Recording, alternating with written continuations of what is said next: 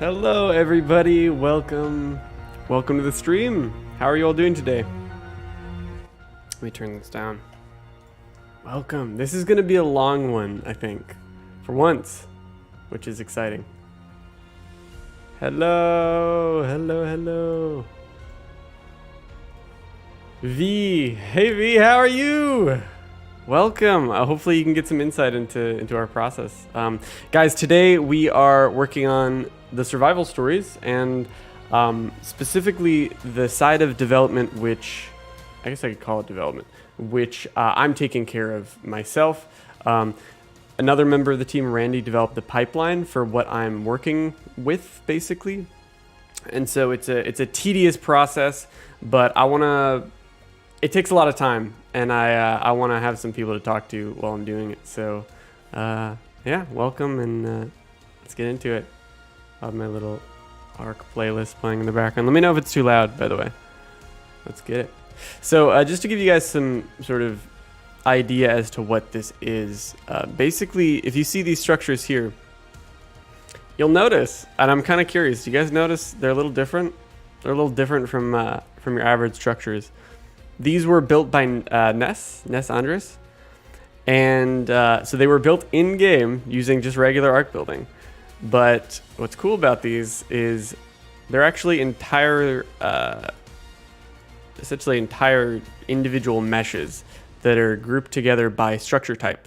And so basically what I'm going to be doing in this stream is converting the structures that Ness built into these lower poly versions of themselves that are composed of only like between 5 to maybe 20 individual static meshes. And I know these terms might not be very familiar to many of you, so I'll try and keep it pretty simple for now. I don't know mostly what I'm doing in this process, but that's part of what makes it so fun. But yeah, it's super cool because you'll notice if you go really close to some of these structures, I can make this a little bit bigger so you guys can see better. If you go a little close to these, you'll notice they just look a little different. They're a little, basically they were decimated in Blender. And so anyway, very technical stuff. I know you guys, it's very sort of different from what I normally am streaming or doing, but let's get it. So I was just checking through. I'm trying to add collision to these because I'm trying to remember how to do that, but I don't really remember. Let's see, I think I added collision. Okay, no, I'm trying to do it on this one. But in a second, we'll get started on some new structures. I already converted these, but we'll get started on some new ones very soon. City center. Here we go. But Trigger, how are you? D-Boy, Jaden, Robert Manga, Robo Dodo. How's everyone doing in this very early morning? So we're gonna right click. Let's see, is that everything? Yeah. Right click. No. We go into details, I think, search collision, and then add ground collision, I think. Let's see, let's test it out. With these, I believe I deleted their actual like auto-generated collision. Oh, okay, no. You're doing good. Good to hear, Robert. Oh, let's go. Man, this is weird. Oh, okay, no, it's true. This is so wacky. It's just weird because you got a COVID rip-off? What does that mean? Oh, whoa, you can't see through. Wait, you can. Okay. This is so wild. Because, like, knowing what these structures look like in-game, it's just so bizarre. But, man, I need to add... What is it that adds... What's this for? Ab? Yes. So this is for the Aberration Survival Stories. Part 2 and 3. Basically what we're doing is because the city is so massive for Aberration, like I could show you guys, I think the filming server's up. Whoa, spoilers, whoa! Because the filming server is so... The map, there's so many structures in the city, it's become super laggy. And so we need it to be optimized and efficient. And what this does is like we can here, let me illustrate this really well. I think you guys will this will like blow your mind. So let's say we grab the city center asset. All right, watch this. So I'm gonna grab these, boom. All right, let's say I grab that. All right, so look, this is like 1,500 structures, guys. This is like 1,500 individual structures that you'd place down in ARK. And I'm just willy-nilly taking these and grabbing them and putting them into the world right now. And okay, performance. Okay, what if I deselect them? Okay, performance is not perfect. That's probably because they're 2.5 million polys. So I'll probably decimate it more. Imagine Nasi with this technique. I know, right? Yeah, it's crazy. So if I play this level, thank you, Florian Costers, for the 599. Is that euros? I think. Already hyped for extinction. My audio just broke. Thank you, Florian. But yeah, okay, yeah, it's a little laggy. I think I know why that is. I only decimated it a little bit. So what I'm gonna do just to test, because when I copy pasted these structures, it did not really lag like at all. So I'm gonna get out of this and then decimate the heck out of this thing. Because it's 2.5 million try. This is basically, this is like 15 million tries or something, and I don't even know what that means, to be honest. City center, but I think it's a lot. I think it's a lot of tries, a lot of triangles. So I'm gonna delete all these. Hi Joe. Hi Ned, love the lures. Don't know how ARK will top your videos now. You definitely have set the bar high for the TV series. Also, could you say a happy birthday to my son Ethan? Ethan, happy birthday. Have an excellent birthday. Would the pre-ab map be a mod map? If it publicly releases, that's up to Golden. Oh, I'm just getting 30 FPS, and I think I've like broken my dev kit maybe. So I think maybe it's not actually that the structures were like really laggy. It's just that I like broke my dev kit, maybe. Or it's because I'm streaming. Oh, you know what? I bet that's why. But it's probably a combination of both. So let's decimate it anyway. I'm gonna open Blender. Hopefully through, I guess through Steam, right? I don't know if I've been opening the wrong Blender this whole time. I don't know which one took priority. We've got a lore question about AB. You're still not too clear on, in the first video, Diana says they found some ruins that were already on AB. Are these ruins like on the map? Or are they just made up for the story? Both, actually. So we, Golden made some ruins that that we used, but also there were some pre-existing ruins on Aberration. And those were likely the ones that they were referencing.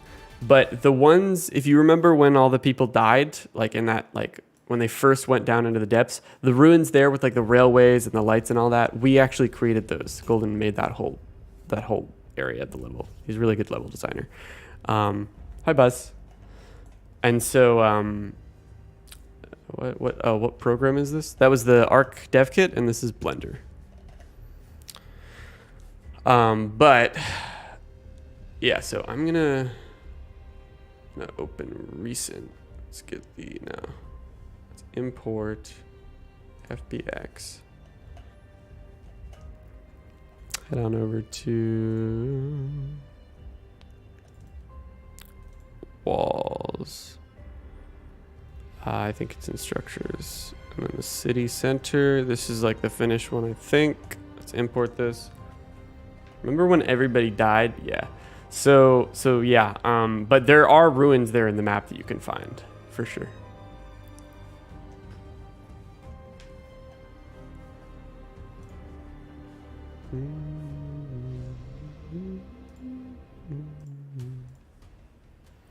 On the default map, though, which ones are the actual ruins and which ones are the leftover from the Gateway project? Or is there no...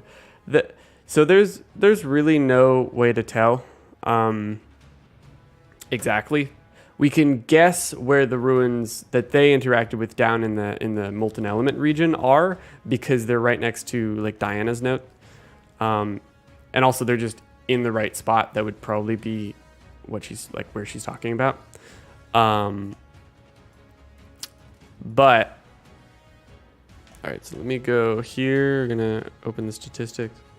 We're at we're at 2.5 million triangles. So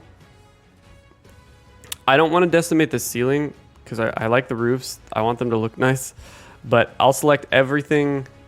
Let's see, everything other than the ceiling. Oh, hold on. Greenhouse.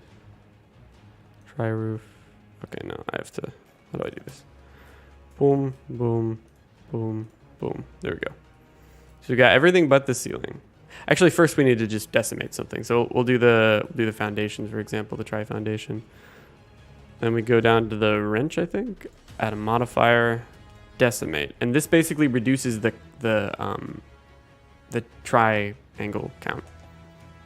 Oh, it might not have decimated everything else. No, it did. It totally did. Where is the decimate? I'm curious now. Okay. 0. So, let's see. I'd say 0.4, maybe?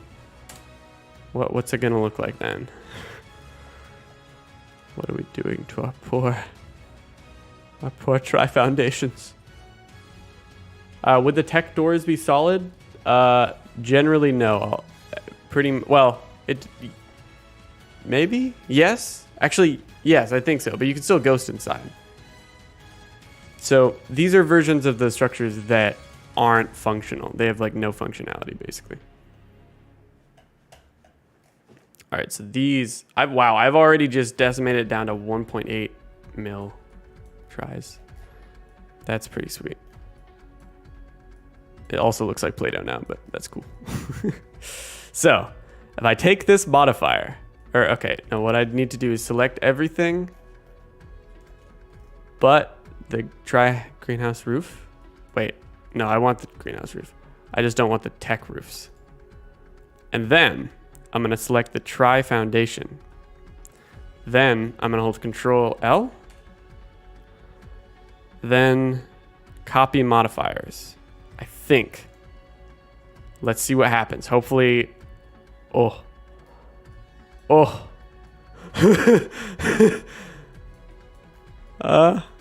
Yeah. I mean it. We're at 1.1 mil tries. That's not too bad. It's kind of a lot though. The structure is what? Structure is one piece. So yeah, I mean it's basically one piece, but it's combined of like maybe 20 pieces. Would do delete them tech doors, so replace them again. No, these structures are basically only going to be used from a distance where they're not really going to be interacted with. People aren't going to be going in and out of them or anything like that. Josh, this is the conversion process of the structures for the survival stories. So this is just one piece of the pretty sort of tedious background work that's going into the project. So, okay. You know what? It's probably these freaking roofs. All right. I'm going to go here. Select this, select that. So the greenhouse, yeah. Control L. I'm gonna see what happens if I decimate these roofs. Oh, I mean it's not that bad, but it didn't really bring the try count down that much, to be honest. I think I'm gonna fix them back up. Is that fixing them? I don't think it fixed them. Undo. There we go. All right, so everything else, so we're still at 1 point something. What is survival stories? Is it a server or what? The survival stories is a series that I've been making for 2 years that is the most well-known thing that, let's see. It is the thing I am the most well-known for on YouTube. So if you're not familiar with it, that's surprising. Because I would ask how else you found me. Maybe through a server tutorial or something like that. Are you taking much creative liberty with these structure designs?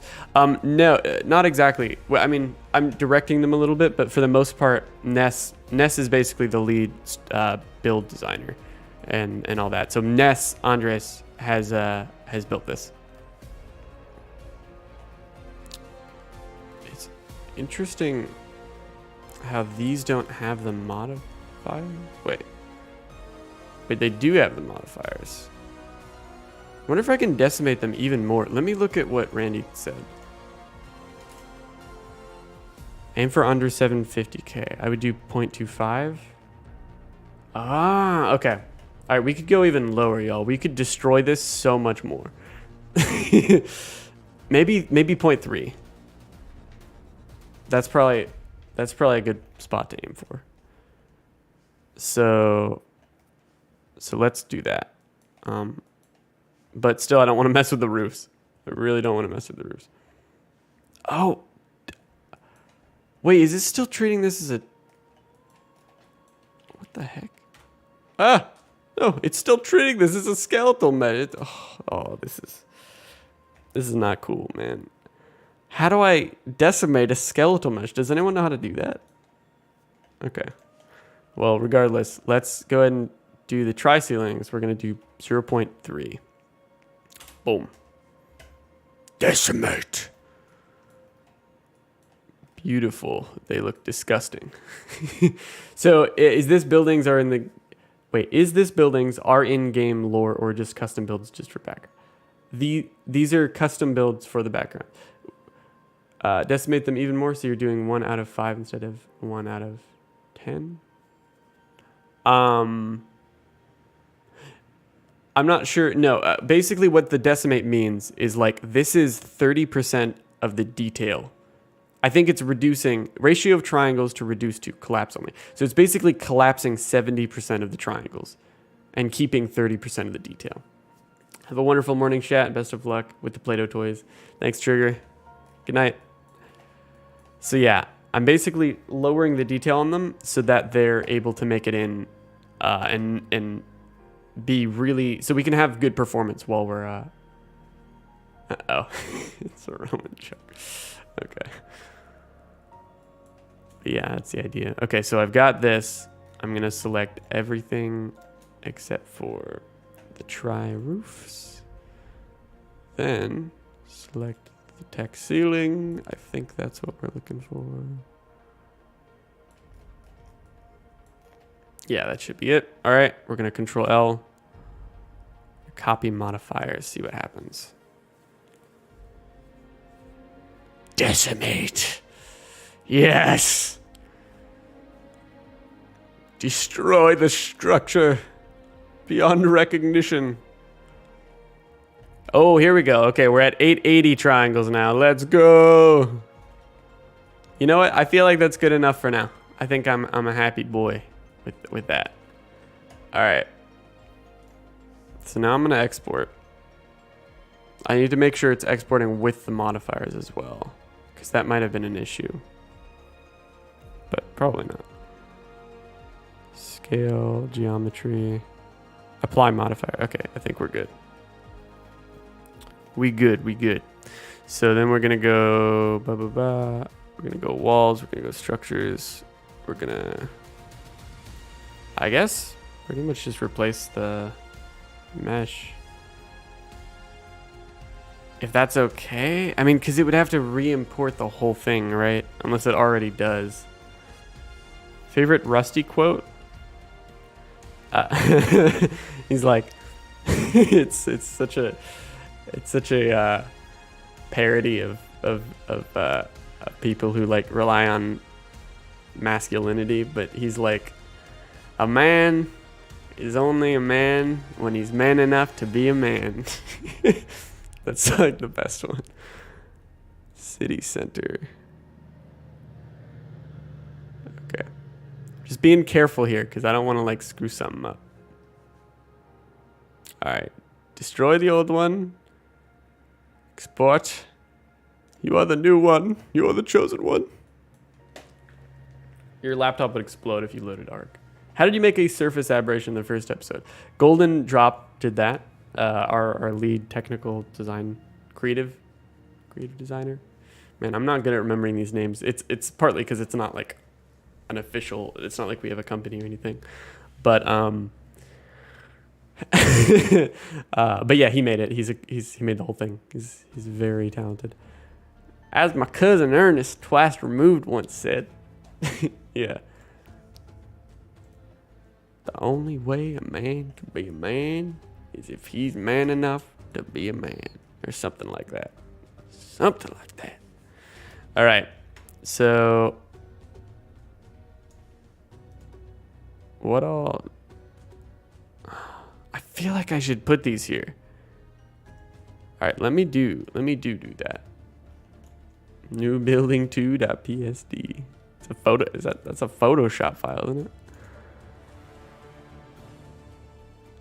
Did it already re-import? No way. This is just how it looks, right? Yeah, pretty sure that's just how it looks. Okay, so let's now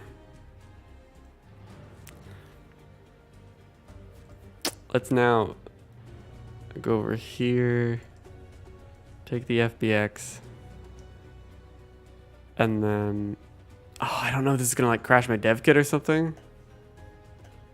It might. How's it possible? Did you have it on ultra settings or something? Oh, you killed your laptop after getting ARK for just 1 week. Melted the motherboard. I highly doubt that. You feel dumb for asking, but do we have an official date for Aberration Part 2? Actually, yes. Well, not a date. You have a month. You have an official month. Or official. We will be releasing Part 2 in January, guys. January. That's the plan. And I'm very confident we are going to make that date. Because basically what you're seeing me do right now is like the hardest thing. Is like the hardest part of the project. And we just figured out the pipeline for it with massive help from Randy. So yeah. Basically January. All right. Oh boy. Oh, I don't know what it's gonna do. I mean, it shouldn't take as long. Maybe I can make like a new city center. No more red paint blushing, yeah. We didn't draw red paint on Mayan. That's a mod. We added blushing to the game. I'm not even kidding. That's literally what Golden did. He created a mod that added a gradient. I mean, that was put in the mod we use for everything, Noodle Pack. But it's like a blushing effect that added like some kind of spherical gradient, I guess. All right. Dude, I'm scared to re-import stuff, man. I don't know what's going to happen. Oh. Whoops. We'll call this City Center City Center 2. And then I guess we'll unless I just don't know, man. Static mesh. Oh, but I'm going to have to delete all the that's going to be a pain. It won't be that big of a pain. It'll just be a little bit of a pain. Import all. All right, we're going to sit here for a little while. Golden, if you're watching this, please tell me if I needed to do this or if I could have done it a faster way. Happy B-Day to me when Part 2 is live. Might as well make a new FIL for the center. Oh, your birthday's in January? You can't play ARK for now. You're still craving to play it again. Favorite theme? Oh, favorite spawn-in theme. Probably Extinctions, maybe. I really like the like the really like whoa, you just touched down on this like ancient place that has so much history, so much rich lore.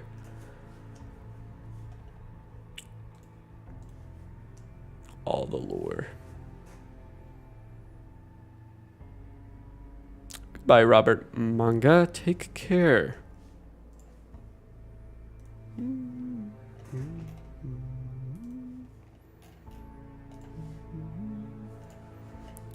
share this stream on Discord.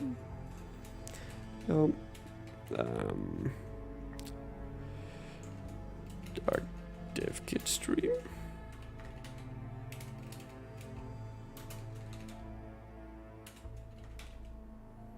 Boom, boom, boom, boom.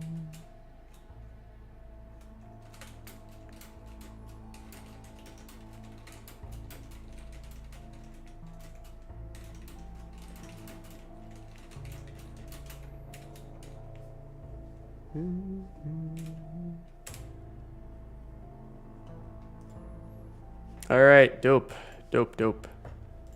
Damn, you should join a choir. I know, right?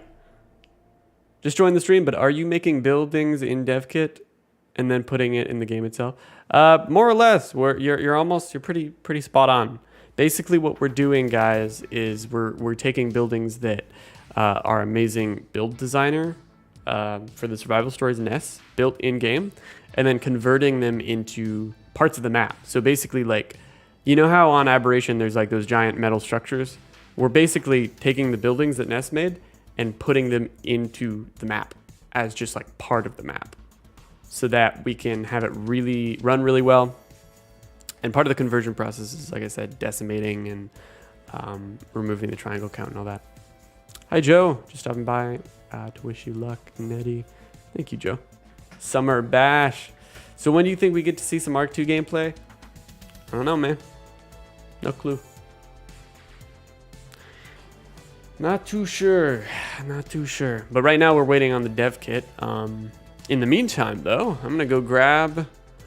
Got ARK open. I'm gonna go ahead and grab our next structure sets. The next structure we're gonna convert.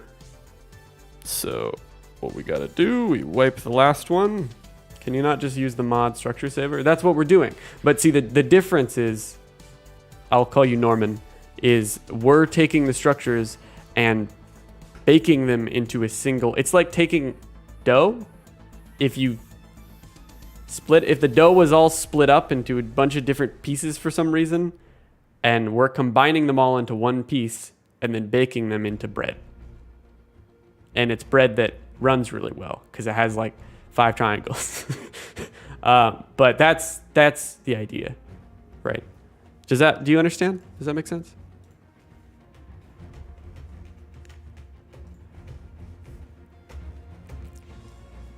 So I actually am using the structure saver mod as part of this, which is funny you bring it up. It's super useful.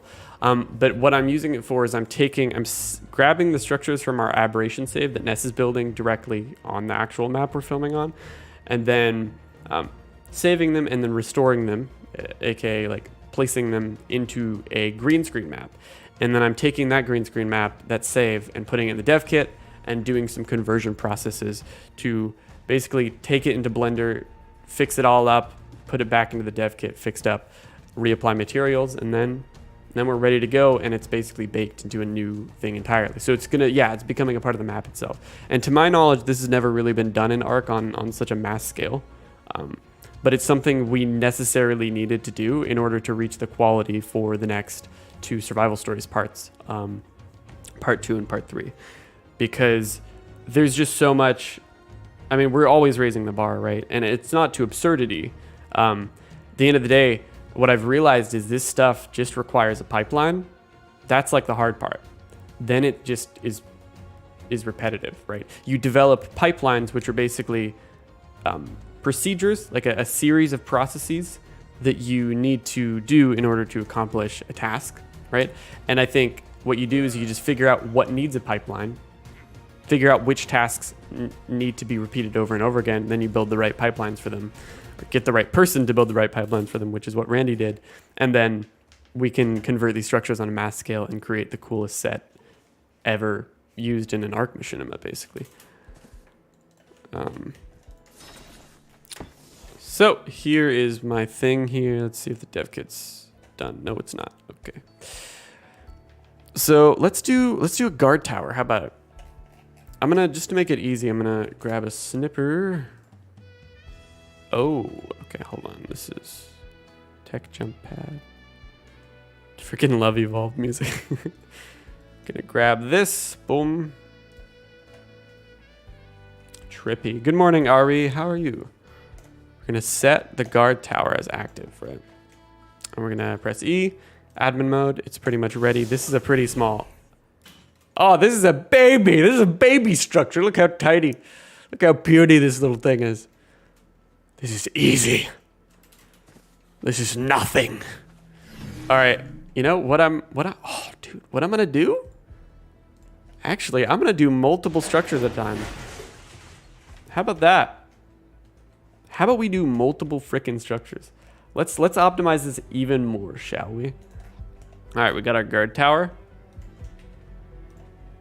So other little question, we run a PvP service, sometimes we make a PvP arena. It was a FPS monster. So if it is part of the map, would it be less? Oh yes. Yeah, that's the point. That's what we're trying to do. Norman, we're trying to make the builds that are making the game 10 FPS to like 45 FPS at the least. That's why we're doing this. We're trying to increase our FPS by like at least 30 while keeping all the same structures there. That's why this is so freaking cool. It's dope. It's really freaking dope. Long building. Dude, I wish I could open multiple snipper tools. Why can't I open multiple snipper tools? Please. New snip. No, it just deletes the old one. How could you do this?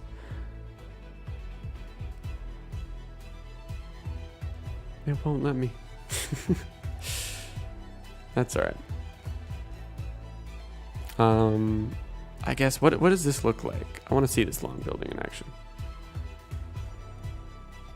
It's a lot more of a process than you think. It's not this simple.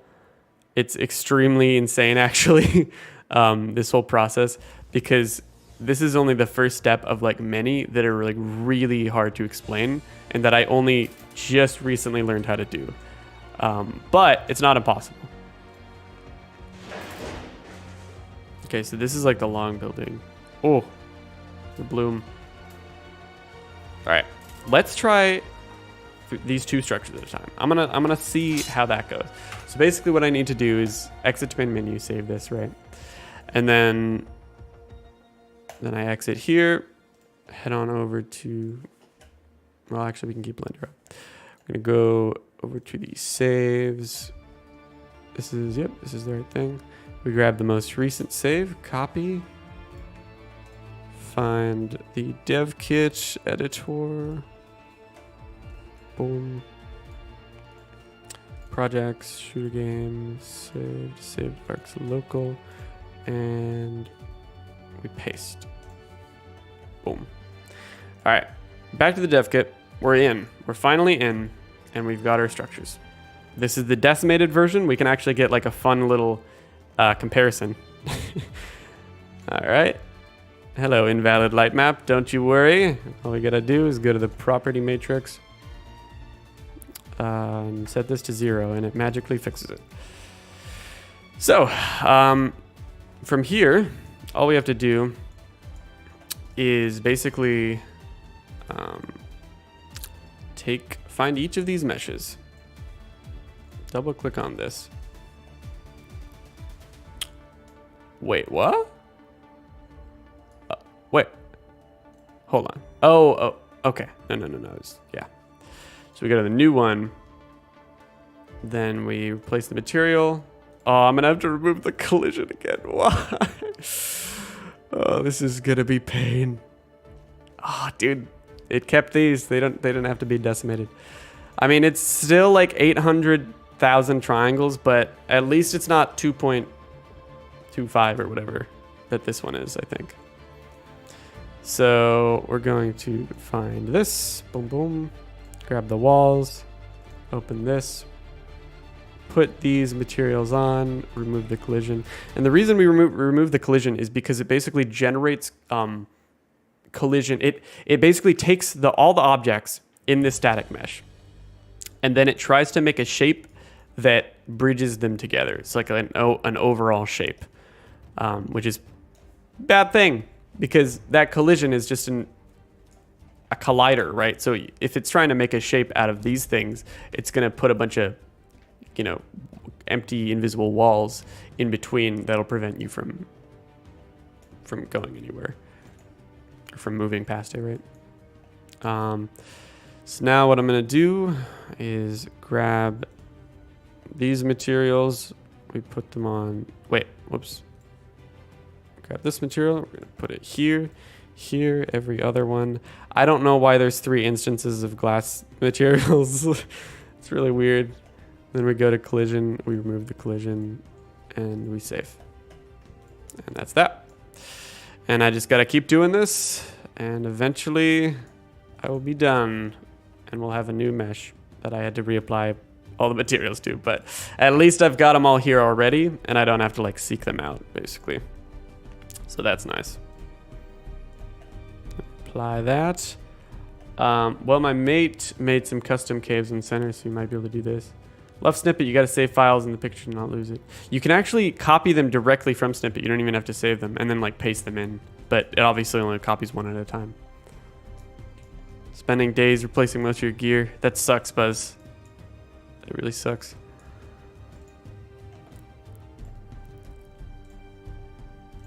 Boom. Collision, remove, save. So already, you can probably tell, it looks a little different, a little less detailed than this version. Maybe you can tell, I don't know.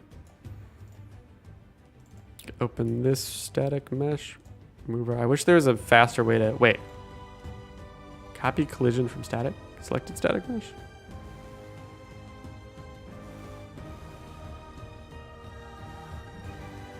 Okay, never mind. I'm not gonna do that. Okay, cool. Then we put this on here. Boom. Let's grab the foundations, shall we? Go here, boom. Put this on here, boom. Do this. We've done it. Excellent. The gates. How about the gates? By the way, Ned, I really like the new series you're doing. Nice bite-sized pieces of ARK lore. Easy to ingest. Good. That's the idea. I'm really excited. They're gonna be really slowly drip fed to you guys. Just because I want to make sure that we're done with like part 2 and part 3 of Aberration are out for the survival stories by the time they finish, or at least by the time we get there in the story in the series. So I don't want to like, you know, because I don't want to spoil it ahead of time, I guess, as much as you could easily spoil it by just reading the notes, really. All right, here's our tech sleeping pods. Very decimated tech sleeping pods. Put this here. Put this there. Save. You got to 90 damage gigas yesterday. Oh my. Oh wow. That's crazy. That is absolutely insane. Oh my god, look at these tech sleeping pods. They're so decimated. It's beautiful. Alright, we got our feeding troughs. We're almost done. Almost. Collision, remove collision, save. Boom. Hello there, people. Hello, you. Wait. That was the... Wait. What did I just do? Did I just... Hold on. Okay, this is the tech... Hold on. I selected the tech lights. Ah, that's why. It just put the feeding trough material on the tech lights. Okay, whoops. Gotta be careful. So there we go. Save. While I'm here, I'll just go ahead and find this. Head on over here. Boom. Open. Mesh. Remove collision. Put that material. Save. Boom. Good. Wildcard, and you should talk with Netflix for ARK series and sign up for 10 seasons. I don't really like the idea of like signing up those console graphics. I know, right? They're beautiful. I don't really like the idea of signing up for like, you know, 10 series. If I was a director, I wouldn't want to do that. Or 10 seasons. Be like, yeah, I'll just do like, yeah, I'll just somehow stretch this story material out. Because at the end of the day, stories should not be like stretched on beyond what, like, stories have to end at some point. At least, right? Typically. Maybe in the future we'll find a way to really just keep a story going and keep it the same throughout. But I like storytelling, and I like telling stories that have a beginning, a middle, and an end. You know, as even if that's stretched, you know, across 10 seasons, it needs to have like a real good reason to be stretched. Yeah, and you'd have to have it all planned. Like, you cannot just start something and be like, all right, the first season was good, or this concept's good, so just like somehow stretch it out across 10 seasons, you know? Like, that's not a good idea.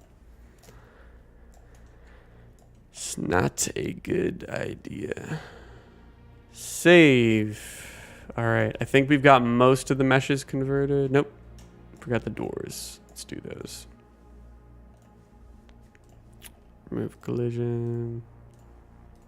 Save. But yeah, thanks guys for hanging out with me. Oh, Florian, thanks so much for the super chat. Just want to let you know your videos are absolutely amazing. Keep it going. Thank you, Florian. I appreciate that. You're very kind. But just wanted to thank you guys for hanging out with me during this time, because this is a really repetitive task. And it takes a lot of time, as you can tell. Save. A series needs to end, yes, but nobody told Ninjago that. That series has been going on for so many years, I can't remember.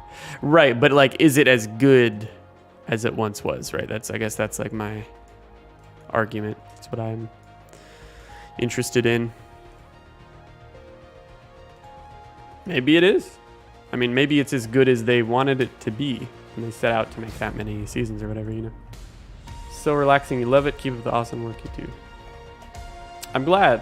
If anyone can enjoy this stream, cool. That's the idea. All right, that's done. Oh, I gotta grab these ones. Is this like the exact rotation? Oh yeah, I guess it is. Okay. So we'll grab. Wait. Oh, okay. No, that's good. So it's just these glass walls that I need to find. Boom. Then we go. Boom. Go here. Find the material. Remove the collision. What is that cylindrical building you mentioned? Let's see. Mentioned a cylindrical building. There is a circular building. What's some interesting ARK headcanon you've got that isn't necessarily mentioned in the notes, or at least in detail? I don't know. I don't really have a lot of headcanon. I guess the headcanon is just like how we present it in the survival stories, you know? But okay, here we go. So this is the two versions. This is the 2.5 million triangle one on the left here. Oh, you can't see my cursor. Wait, no, you kind of can, but kind of not. Yeah, this one here is the 2.5 million tri model, and then this over here is the 800,000 tri model. So it's like 60 to 70% reduced in the triangle count. Which is probably very good. All right, what else needs to be BP found? Oh, I don't think we did this one. Let's see here. Yeah, we didn't do this one. Move collision. So these are like the squares basically, if I'm understanding that correctly. Put that on. Oh, did that? That is correct. Okay, cool. So really anything that isn't. Oh, it did the thing. That's okay. Can I find this in content browser? Maybe find in content browser. So anything that's not saved. So this is like an example. Collision. Oh, the railings. Wait. The railings? Yes. Yes. So let's go ahead and find this mesh. It's going to be this one, and then we'll put it on like so. Should you do your math work for school or keep watching the stream? Do your homework. Very important. Trust me. Math is a very useful thing to learn. And I say that as someone who wants to make movies. Math is important, trust me. Do your homework. Got a link for that. Oh, you wanted to give some suggestions. Hello, Studio Varga. How are you? All right, so let's open this pillar structure thing. Remove the collision. Grab the material. Place it on. All right, what else is left here? We got the ramps. Quite a lot more than I thought. Be nice when the structure is finally done. Oh, why did I find it in there? That's strange. Okay, collision. I guess collision's already moved. Okay. Is that right? I guess that's right. I guess? Safe? Okay. Since Trilobite Lord said I should do my homework, I shall do it. Hello, Gavin. How are you? Welcome to the behind the scenes for the Survival Stories Part 2 and 3 in the dev kit. Oh my god, what did I do to these stairs? Oh, that's all the decimation. Oh, disgusting. It seems like they got it really bad. So for anyone joining late, what we're doing right now is basically converting the structures that Ness Andres built. He's in the chat there. He's a moderator. We're converting the structures he built into really low triangle count meshes that are almost baked all into one. And that way we can put them into the map and replace them with the actual structures built. What? I'm muted? What? No. They should be able to hear me. Gavin. Or Still. You should be able to hear me. Stairs decimated. Yeah, truly, it's a real shame, really. All right, let's grab these.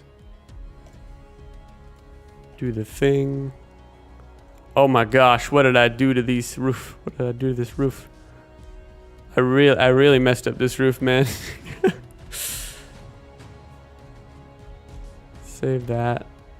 What does it look like?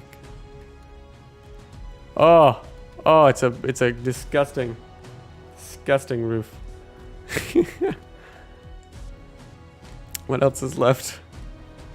I don't want to look at this anymore. Last thing, I think it's just these wires, just these beautiful wires that hopefully aren't that decimated. See, I only sometimes like decimation. Save. And we're done. All right. Good. So now we have City Center 2. And I'm just going to save that. Your babies. Your tech roofs. Poor tech roofs. School kid story is going to be... So they're not kids. I need to make that very clear. Graduate students are usually between the ages of like 25 to 35 or older. So graduate students are not children, nor are they necessarily even still in school. They could have graduated. I guess grad students are usually defined as people in grad school. But anyway, yes, part 3. They're coming in part 3. They're not in part 2. They will be in part 3. All right, I'm going to delete all of these. Oh, this is going to be difficult to delete them. I'll just have to delete. This stream is approved by the Altera Corporation. Oh my gosh, this is so weird looking. Oh man. Oh, what? There's a tech light there. I didn't even know about that tech light. Look at, isn't this weird, guys? Like deleting the structures by type. A few of my fellow grad students were definitely children in adults' bodies. Oh yes, no, definitely. I mean, as I've gotten older, like I'm at the point in my life now where I've realized I'm finally on equal footing with everyone else in life, no matter how old they are. And so, as in, people do not ascend childhood necessarily. Like, well, I guess mental childhood. Like, at the end of the day, you're still the same person that you were. You still have the same brain, right? Your personality, a little bit of your personality from your childhood is left in you still. And so adults can certainly be childish. Even very older people. But yeah. All right, so Tech City, city center. Got all these, boom. All right, done. And I guess what I could do is pretty much just delete the old city center. Oh, this feels wrong. Goodbye city center. City center 1 that had 2.5 tries or something. You feel, oh man. You feel your mentality gets younger as you get older. Huh. I don't feel that way myself. You're 34 and still a child. I mean, I like to make the distinction between like saying that I know it's like a figure of speech, but I think it's not that people are still children as they're older. It's that they can still act like children, still act like their child self. You're 49, love ARK more than my wife, children forever. Yeah, I in some sense. Decimated. Does the Tech City expand? Oh yes, in part 2. That's what I'm doing right now. In part 2, it absolutely expands. I mean, because it's been some amount of time. We don't know how much time, but it's been some amount of time.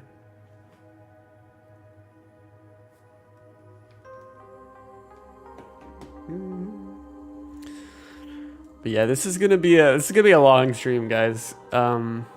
Because I have nothing to do right now. I only have 2 finals left, and they're both due in like the next couple days. One of them is actually I take it tomorrow, and then the other one it's just a video project that I need to complete by Friday, and I'll most certainly have enough time to do that.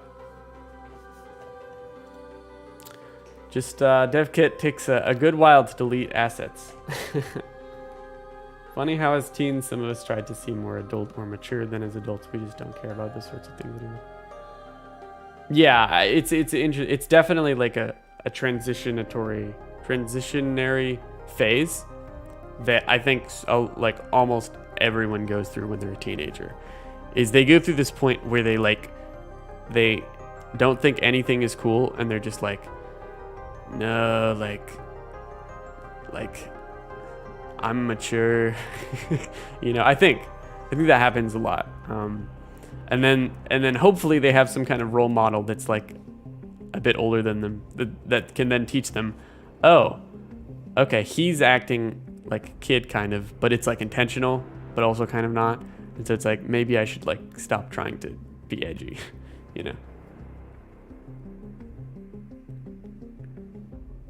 You're curious how it works to know a lot about ARK, or pretty much never probably playing ARK anymore. Are you suggesting that that's what I do?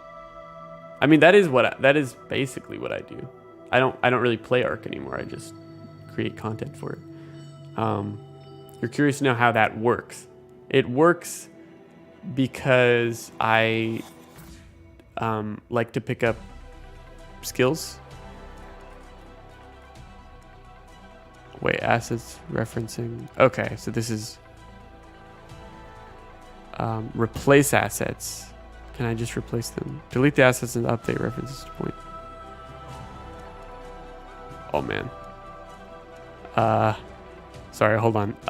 City center. Is it gonna?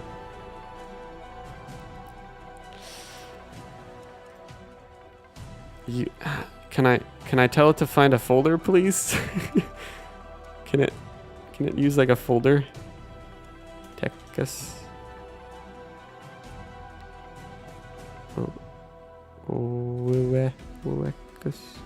I don't know why I called it that. It was just like someone said that, and then I was like, you know what? That's a funny name.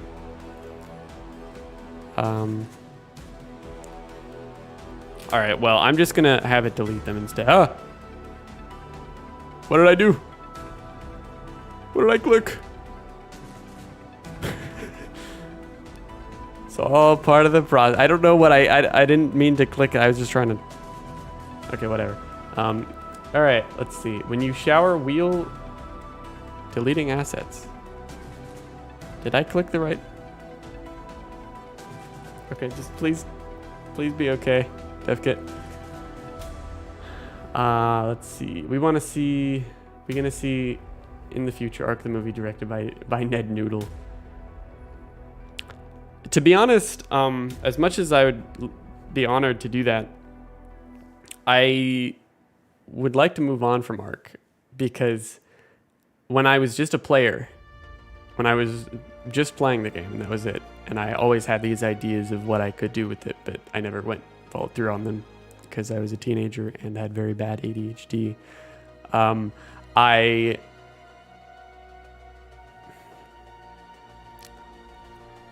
Where was I going with this? I was talking about what it was like to play the game. I just completely lost my train of thought.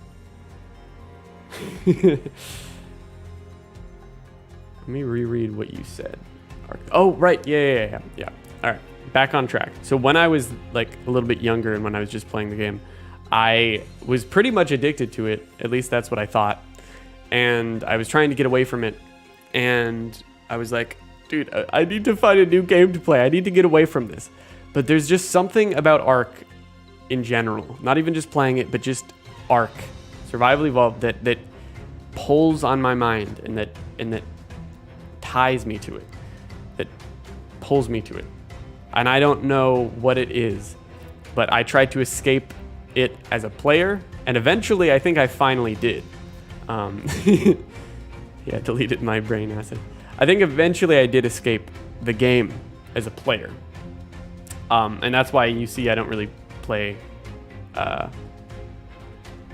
much anymore. Right, Joe. Yeah, that's a very good point. That's pretty much what I'm getting into, actually, where I'm going with this, which is I want to escape ARK completely because I don't want to throw all my eggs in one basket, right? I don't want to just say, okay, I want to take my skills and put them all into just trying to tell ARK's story until I die. That's not what I want to do, because I'm sure that there's going to be a point in time when I'm going to despise, when I'm going to begin to hate the story and hate it because I've been working on it for so long. Maybe.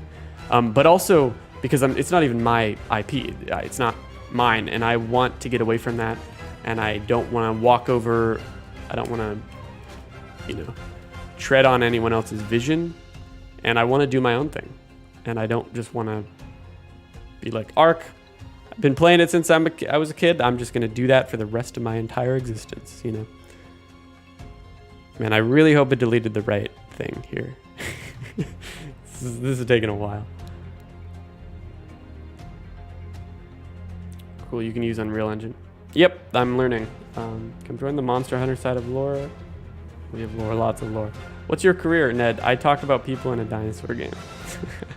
Yeah, that would just be so awful, right? To just be like, yeah, I spent my entire life like making fan content for a game, and then I just directed a movie for the game after the developers hired me. That would just be an awful thing for me. That's not an accomplishment for me. I want to do something more creative and I want to give myself more options. I don't just want to be stuck in this thing with ARK, you know.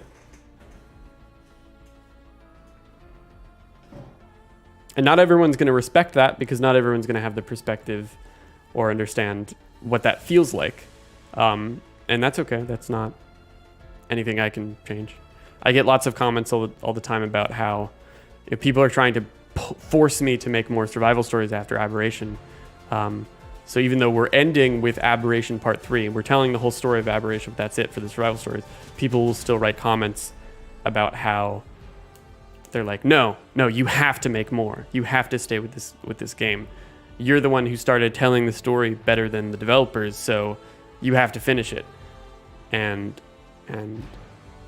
it goes further than just like, please, maybe. It's more like, no, you're now obligated to, because I watch your videos.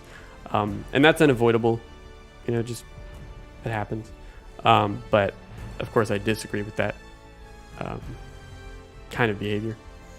But you guys are incredibly supportive of my creative ventures, and I appreciate that so much. Gotta love Gareth Coker, man. Just banger after banger. Yeah. I know, right? All right. Oh my God, is it working? I think so. I think we good.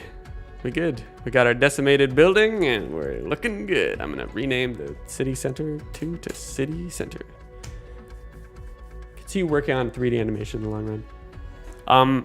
Dude, oh my gosh. I have so many. I love this stuff. Ever since Randy and Golden got me on the dev kit, this is, oh, bye Ness. Take care. Have fun watching the football match. Ever since those two got me on the ARK dev kit, I've just like, oh, dude, I love this stuff. So no, and also I don't know what name to call you by, because it's Russian characters. Do you have like an English name, just so I can refer to you by anything instead of just responding directly? But starts with what looks like a B. Has Wildcard ever reached out to me? They've not really reached out to me for anything regarding the survival stories, but they've acknowledged it to the extent that they've put them in the community crunches a couple times. And so yeah. But dude, ever since I got in the dev kit now, and since I started using Blender and After Effects and all these different things, I'm so freaking happy and excited. Like, this is my jam, and I want to do this kind of stuff for the rest of my life. And I want to tell great stories with great visuals. I'm only 21, and so I have a lot of years left to like make some really cool shit that you guys can really get behind and that you'll really like. And that's the idea. Like, I just want to make amazing movies, shows, cinematics, specifically using digital tools and digital environments, but more specifically within that, I want to use games and game engines as the platform and the space for my storytelling. I don't know what it is about Unreal Engine, Unity, these kinds of game engines. Maybe it's just because I love games. Oh, why is it unloading? Man, it's doing some weird stuff because I just renamed it. But I love games. As much as I don't really find the time to play them much, I'm currently in like a point in time where I'm learning how to separate work from life, or at least I'm not actually just learning. I just entered into that phase where I can finally separate work and life and have a good work-life balance. And right now, my hobby outside of work is just watching shows. Or I don't know if I wouldn't really call that a hobby, more like a sort of unwinding time. But eventually, I think that'll convert into, or change, maybe shift into actually playing video games again as a hobby, as for fun. Right now it's not a hobby, or it's not something I do in my off time. I'm either working or doing schoolwork, or I'm in my downtime I'm just watching a show or hanging out with friends or family. But yeah, so my career in my area that I want to move into is telling amazing stories with game engines like Unreal Engine 5, because it's just and learning everything about. I mean, I'm not just talking, learning how to move the camera around, right? That's not enough for me. That'll never be enough. I need to understand this kind of stuff that I'm doing right now. I mean, this is super engaging to me, even though it's repetitive as hell and it's going to take like 30 more hours probably to convert all these structures. I'm fine with that because it's giving me the skills. I'm slowly, structure by structure, I'm learning and becoming more familiar with the dev kit. I don't know why renaming it was such a big deal. I don't know if I crashed it. Okay, we good? We good? I think we good. But yeah, just doing anything is part of the process. I love being involved in all this. You said you want to be a filmmaker, right? I think you'll start doing more. Oh, hold on.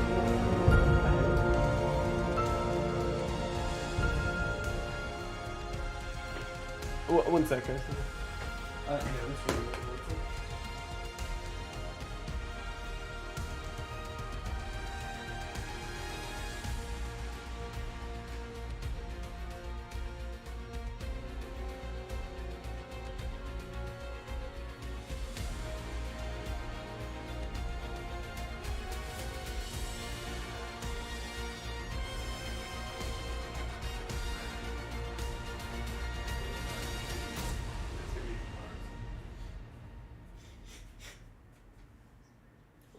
Yeah, I mean, I can text it to you if I can.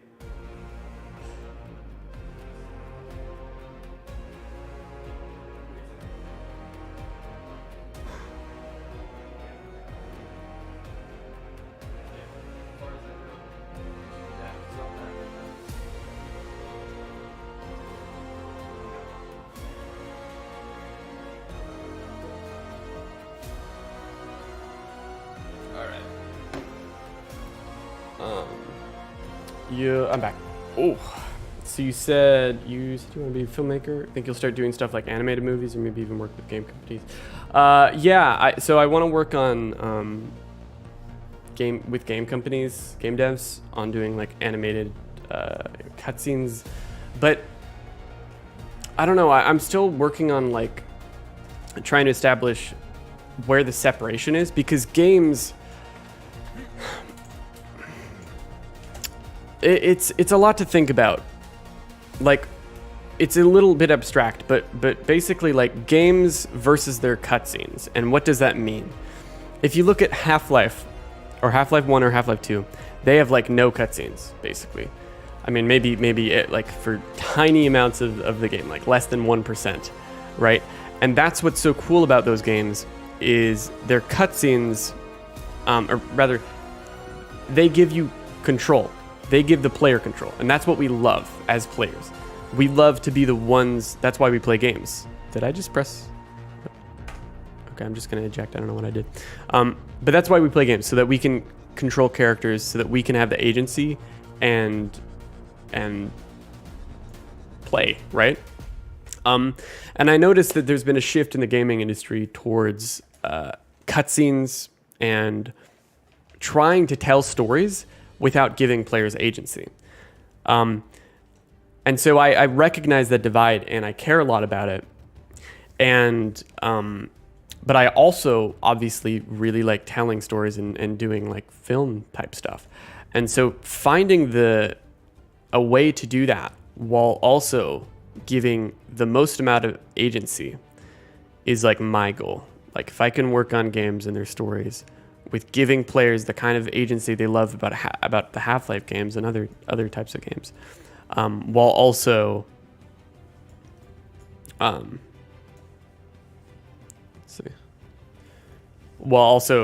telling great stories. That's like my goal. What about working on something like Arcane? Yeah. So that would be like a good sort of separation, right? Because you're completely, rather than putting the Arcane show into the game in some way, they're just completely separating them, and that's a good like method, I think, because at the end of the day, these are two very different mediums, and I think sometimes when you blend them together, it can cause a lot of problems. Yeah, I think cutscenes end up having this problem where there's just too many, or they take away so much control away from the player, you know. I don't remember how I added some really specific collision. I need to figure this part out. So we got no collision here. Maybe it's like is actually colliding or something. Is that it? Is that what it's called? Enable actor collision. Wait, is it down here? Let's do structure. Oh, what was it? It wasn't just ground. It was like generic something. Generic or general. Where was it? It's something structure foundation, maybe. But then furthermore, so even though these don't have collision, is that tech builds possible in vanilla? These are using S+ structures actually. I don't know if they're possible in vanilla, but they're certainly not structures anymore. These are basically not structures. These are converted into really decimated versions that are a combination of static meshes of the same type. So like all the walls in this build are in one static mesh, all the greenhouse walls are in one static mesh, all the triangle roofs are in one static mesh, and so on. Now I need to figure out how to actually add collision to these. I think maybe it's in the property matrix. Possibly. Collision. But oh, do I have to go one by one? I don't think so. Auto generate collision. Really use triangle. I think this is it. Please don't crash.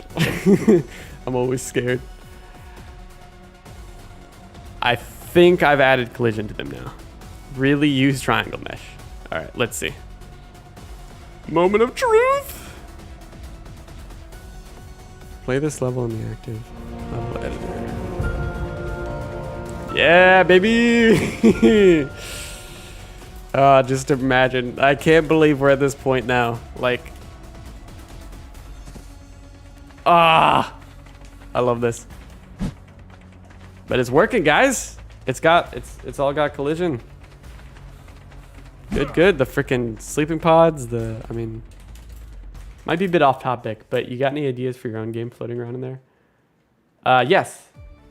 Oh, yes, absolutely. I have an entire world that I have been building in my head and with some concept art for a couple months now. But I'm not, oh my God, I love this. I'm not doing anything with it yet. Hi, Zinni. Just wanted to pop in. So I think you're still one of, if not the only creator who does this for ARK, and I really appreciate it. Thanks, Zinni. Hope you're doing well. But yeah, dude, I really would like to make my own game, or at least a mod for ARK 2. I don't want to spoil what that is at all because I don't like. As I've gotten older, I've grown a disdain for like hyping things up and like telling people about ideas without actually acting on them. Like at the end of the day, you guys and everyone else wants results. You want a game to play. You want music to listen to. You want an actual thing that's there, that's tangible, right? You don't want promises. You don't want empty promises. You don't want people to tell you about something that's not coming out, that they don't even know what the hell they're doing with. And that's why it's really important to me that I don't hype things up that don't exist. So yes, I do want to make my own game with Unreal Engine 5. Will that happen? I don't know, but I'm not going to tell anyone about it until it's more than ready. More than ready to be played, right? Whether it's a mod, probably starting out as a mod. What's the genre?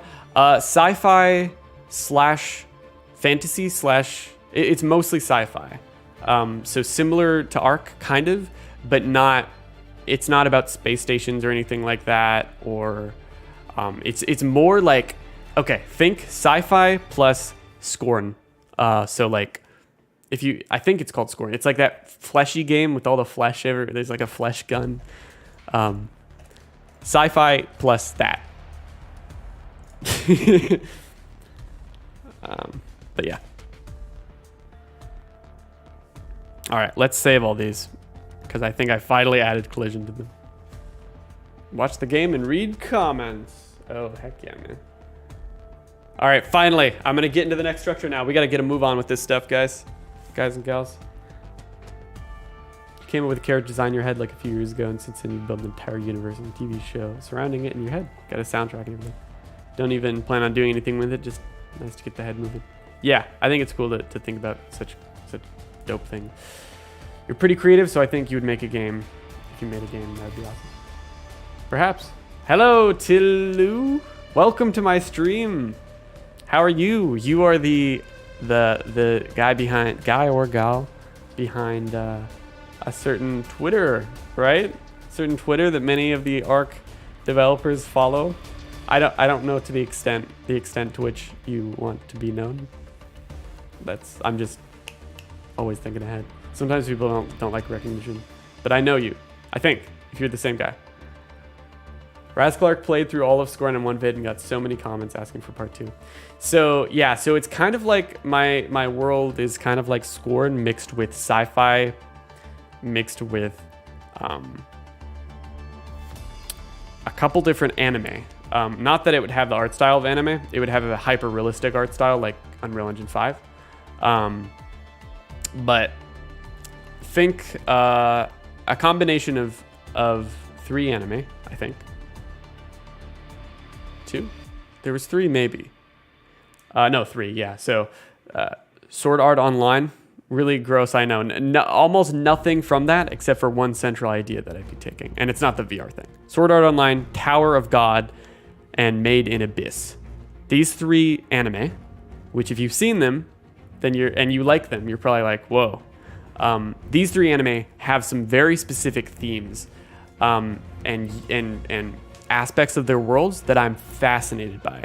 And while I didn't necessarily like all the characters in all these anime, particularly one that was really chibi and kind of gross, I love the concepts of what they did with the world. So that is what I'd be taking as inspiration. Scorn, Tower of God, Made in Abyss, and Sword Art Online. All in UE5. Those are the main inspirations. First time catching the stream, this is Large from Schworer, if you remember. This is Large from Schworer, if you remember. Large, did I play with you? Is that what you're saying? Lack of magic. I mean, there would kind of be magic, but it would be like sci-fi magic. Basically, that's sort of the idea. All right, let's head on over to mods. I think that's what it is. We're gonna head to the green screen map. Green, here we go. We're gonna load this level, and we will not be saving this test level.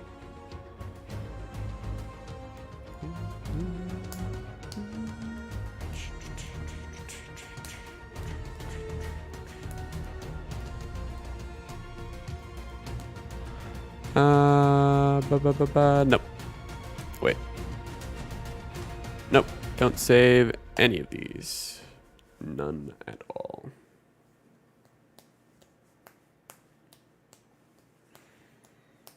You're the guy who got a virtual autograph that nearly got it. Oh, gotcha. Hi, Chris. How are you?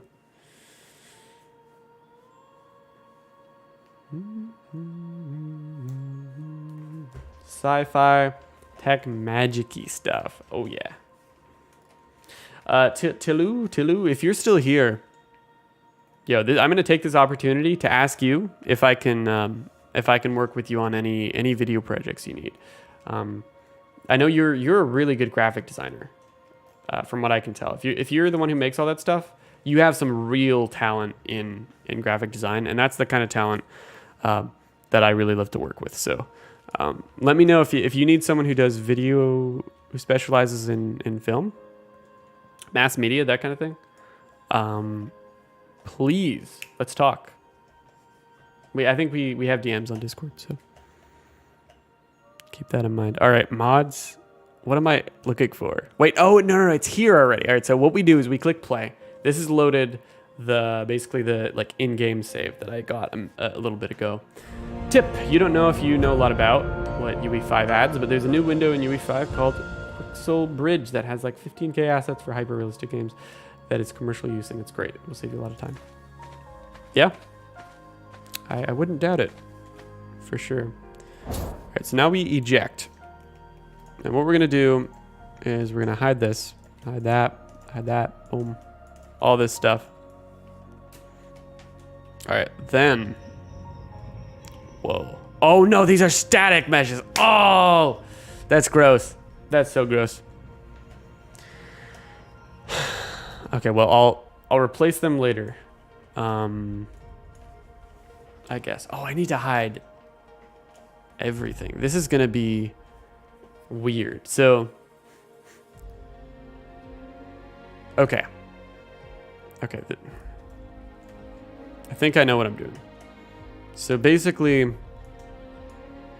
I need to grab all this stuff. It's hard because there's all these structures here. I was trying to do 2 at a time. Did I say they're static meshes? They're skeletal meshes. They're not static. I think. These are, yeah. I mean, it'll tell me in Blender at the end of the day. But I mean, I can replace them with static meshes, but they're like, they have the data of skeletal meshes, which means like they're like a character, like it's really cursed actually. But let me see if I can just hide this stuff. So hold that, click the hide button. Oh yeah. Yes. Yes. That was very easy. That was super freaking easy. As soon as we have a project in mind, I'll let you know. Cool. Sounds good, Tulu. You've been watching Chainsaw Man, Ned? No, I haven't. What is that? I wonder if I can just...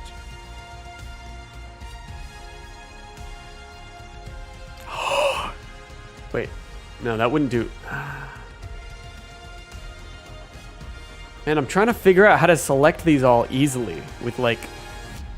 Oh, this is such... Oh, this is... Okay. Let's just hide everything. Oh, that's gonna... Can we unhide everything after? Probably. I think it was a bad idea to not do these one by one. But that's okay. I'll just hide everything. Custom actor list. I don't know what... I don't even think I would grab that, to be honest. Tech portal? I think that's important. That's probably also important. Map floor? No. Player shooter. Trying to... Okay, I mean, I guess I'll just go up here. I'll just grab these. Oh, I need to grab the ones that aren't hidden. Oh, this is a pain. I think I'm gonna have to delete them all, or delete the other building. I don't think it's gonna work. That is a real shame. Show only selected. Show selected. Hide selected. Show all actors. Okay, hold on. Select visibility. Show select. Okay. All right. We're gonna have to delete these. Let's first hide that. Okay. Just gonna have to unfortunately. Why don't you put all the meshes into one BP? That would be a very bad idea because then all their material slots, as far as I'm understanding it, would go away. They wouldn't be individual. This is a now I'm no ARK. I haven't been using the dev kit for very long at all. Prints by another actor. Do you really want to delete it? I guess. Press to all. But while I haven't been using the dev kit for very long, myself and Randy and Golden have been working on the pipeline for this for weeks at this point, trying to figure out how to do this. And this is I crashed it. Okay. All right. Well, don't worry. Everything's saved. Just got to restart the dev kit and do this better. So goodbye, Unreal Engine. Please die. Please die. Oh, that's a lot of Google Chromes. Okay, it'll close momentarily. What I was saying is though, the method we finally discovered is like the only way to really do this in any meaningful amount of time. So putting them all into one BP turns out is like not a good idea, not the best approach. I don't even know if we thought of doing that or if we did and there was a very clear problem. But basically what we're doing, the process is like I'm replacing all the BPs. Every structure I'm replacing it with a static mesh. So I'll grab all the walls, replace them. Instead of basically all the structures there are individual blueprints. So I'm replacing them all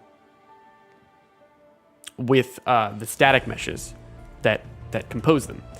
And then once I replace every single structure type one by one, once I do that, then with their static mesh component instead, Unreal Engine decided finally not to be real. Then I export that to Blender. And then I combine every static mesh structure type into one. So all the walls into one, all the ceilings into one, etc. And then I decimate them all, unless I don't want to decimate certain ones, to significantly reduce the try count. And then we're pretty much good. Then I put it back into the dev kit, apply the materials that it needs, and that's it. So it turns out to be quite the process, but it's not, I think it's like the best way that we could be doing it, as far as I understand.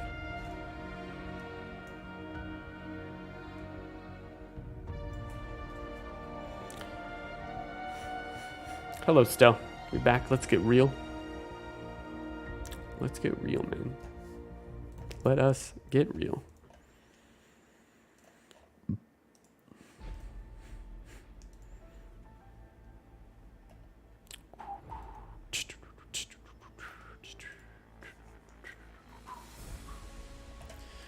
Primal game data, please. Please load. So all the meshes are being combined in Blender. Not exactly. Well, yeah. All the meshes are being combined in some form, but they're not being combined into one overall mesh. They're being combined into a mesh for each structure type. So like I take all the walls, I select all the walls, combine them into one mesh. That mesh, that static mesh, is all the walls. It also has the data to tell it to apply the material, once I import it into the dev kit, the material to each individual mesh that previously composed what is now one combined mesh. And yeah, so I'm kind of explaining this pipeline that obviously took a really long time, spoiling it. But hey, I'm happy to explain the process. You know, at the end of the day, we're all ARK players. We all love the game. If I can share some info that that'll let people create more, then cool. Does that make all the walls become one structure? Technically, but I wouldn't use the language structure because now they're static meshes. Structures in ARK are basically blueprints, and blueprints are composed of tons of data, basically, like tons of little parameters. Like, oh, does it have collision? Does it does it have emitters all over it? Does it kill you when you touch it or something, you know? Whereas a static mesh is literally just like a model, like just an unmoving, generally, wall or something, you know? Like if this pillar, if this wall didn't actually have the functionality to hold E on it, it's just a like functionless wall, basically. But yeah, so, all right, we got this. So long story short, I've learned the hard way. Do not try and do multiple structures at a time. It basically will not work easily unless I just missed something that could have made it easy, but I'll do it the hard way. So let's open the dev kit in a second. Grab all of these. Gonna copy these from my base game, from the actual game, replace them with the dev kit saves. Back over here, open the dev kit. The Fun fact, I'm pretty sure it is against Steam's terms of service to cook mods that do not function on Linux, even though it's technically the Mac version it's talking about. So be sure that whenever you're making mods, make sure they're cooked with Linux. I'm just opening it with no Linux so that it loads faster or something. Something like that. So just cook your mods with Mac support, even though nobody plays on Mac, but technically it's like Steam terms of service, I guess. I don't know if that's relevant. Oh, hello, camera that has just decided to cease to exist. What you doing there, buddy? wanna reactivate that, maybe? Reactivate? All right, don't worry, guys. I'm still here. I'm still breathing. Be back momentarily. I just have to replug in the cam link because it pulled a Raz Clark. I think we might use the same, at least in the past. I think he used the same cam link that I did, which please. Okay, I think we're good. He froze. Yes, I did. All right, head into the mods folder, the green screen map folder, the level. So it's more of an asset than a structure. I mean, I guess you can think of it that way, but it's not really about the language so much as it is about like understanding just what it means. This camera's playing a Raz Clark bug. Yeah.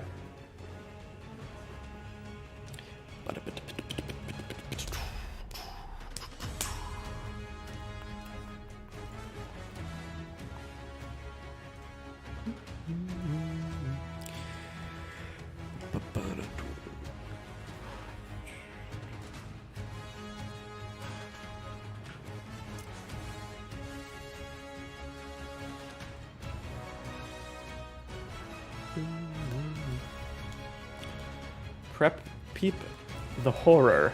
Ned peep the horror. What is that? What does that mean? Peep the horror.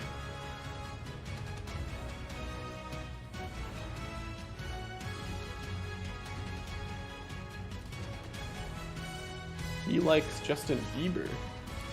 Wasn't the ARK show supposed to come out this year? Oh, Santiago likes pop idols.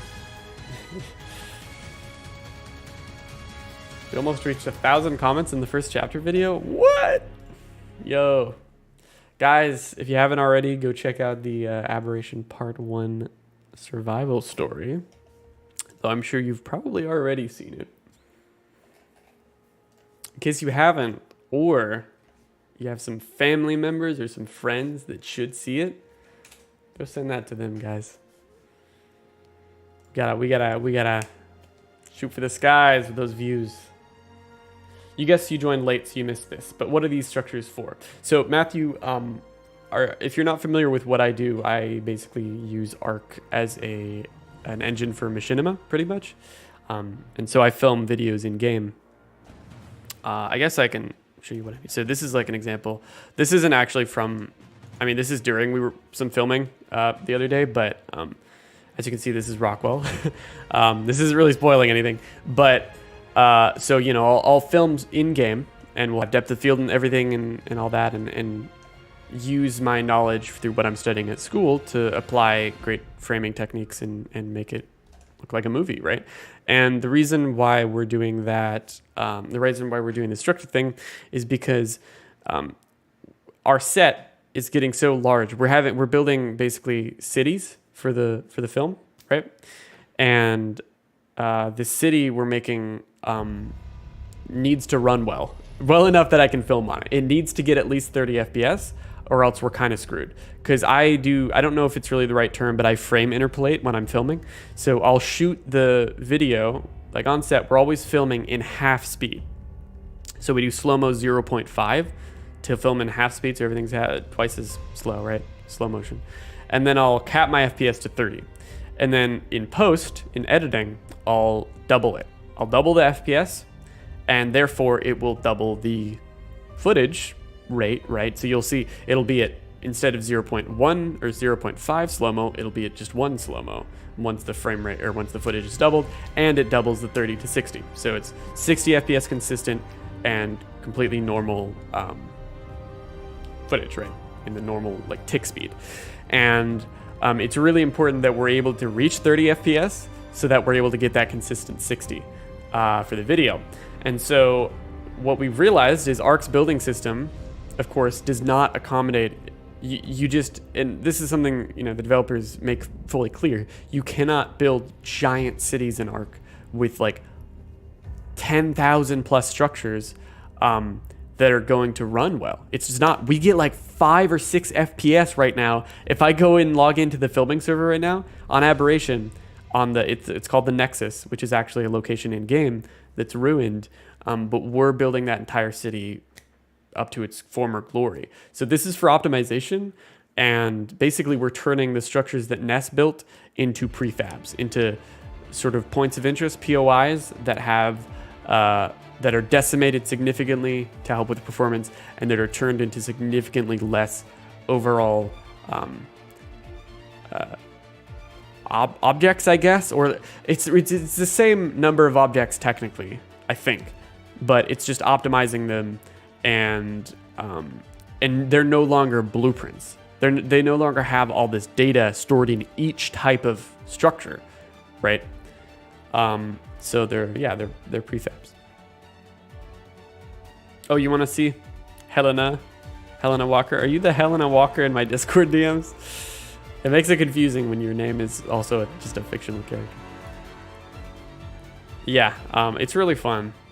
That's smart. I decided we needed to do that because it's either that or we had a really crappy city that was really small, or we had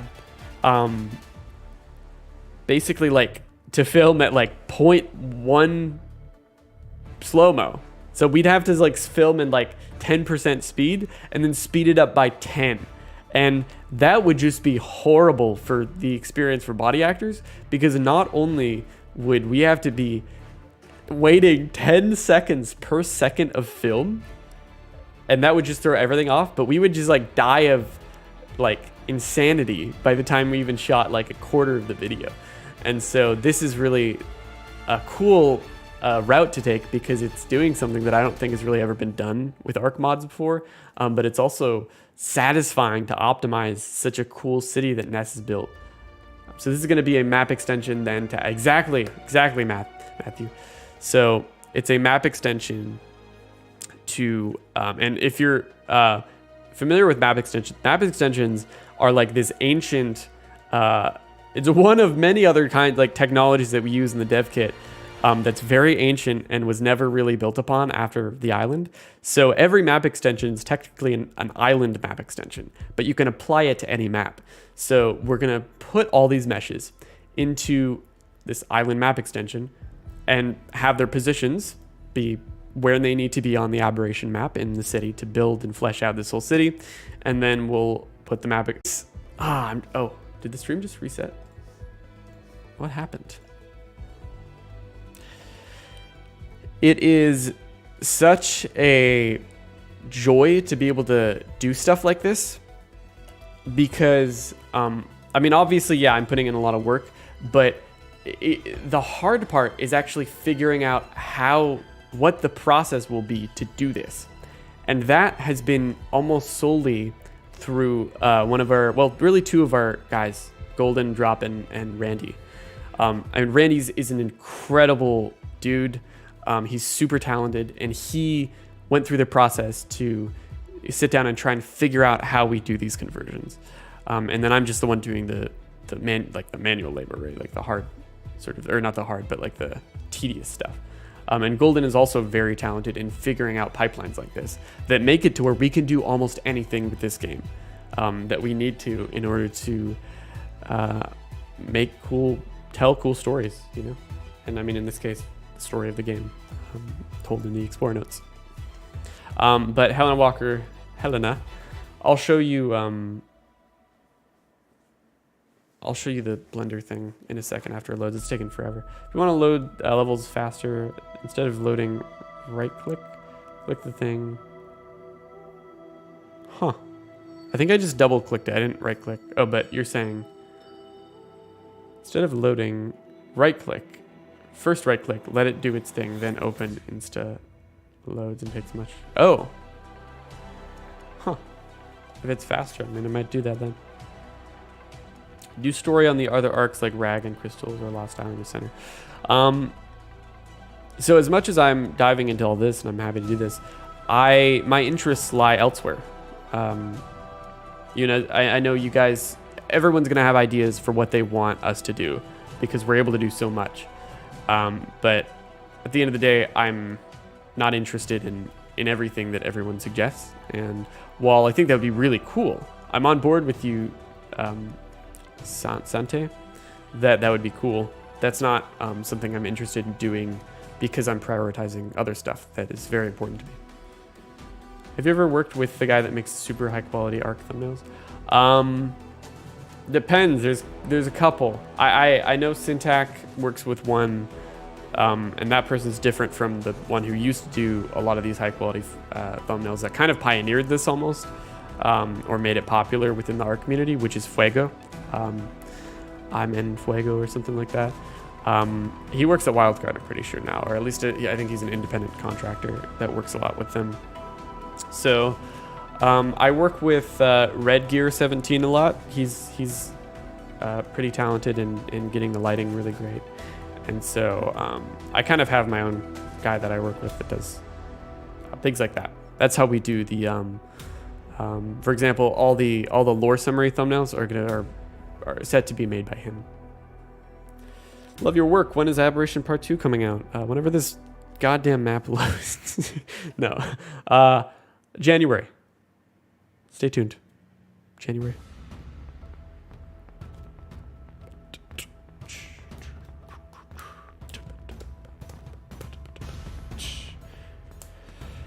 Aberration Part 1 was awesome. It was like a movie. Thanks, Chris. Part 2 is going to be even better. For a couple reasons. So, yeah. But don't let me just tell you that. That's what I like to say. Like, don't take my word for it. Let me actually show you with results. And that's what I will do. Recently found her stories. You're hooked. Can't wait for Rockwell's part. Yeah. Man, I don't know why this is taking so long. Maybe it's because I just loaded up the dev kit, but even then, it wasn't taking this long before. Hello, Alfie. Thanks for the amazing content. Quick question. As a sound design student, how do you go about planning and executing your sound for your cinematic masterpieces? That's such a good question, Alfie. Thanks for asking. I love sound design. And it's such a joy to be able to work in so many different areas, like on stuff like this, sound design, video, project management, voice acting, talent management, like all these different fields that it feels like different, like I feel so lucky to be able to work on all these different things. But sound design specifically, are you talking about the music or just the SFX? Because there's two different, they sort of appear at different levels of production for me.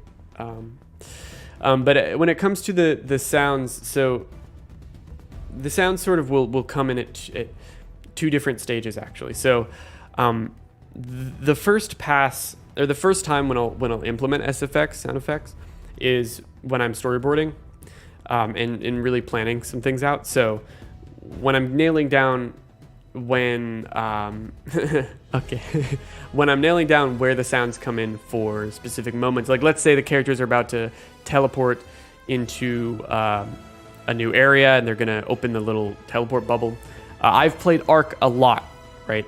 And that background, I have like 10,000 hours in it. That background combined with the fact that I can access this dev kit right here to export any of the sounds in the game, I can then figure out immediately, I know what sound is going to be referenced by that teleport bubble teleport, and then I'll go export it from the dev kit if I don't already have it.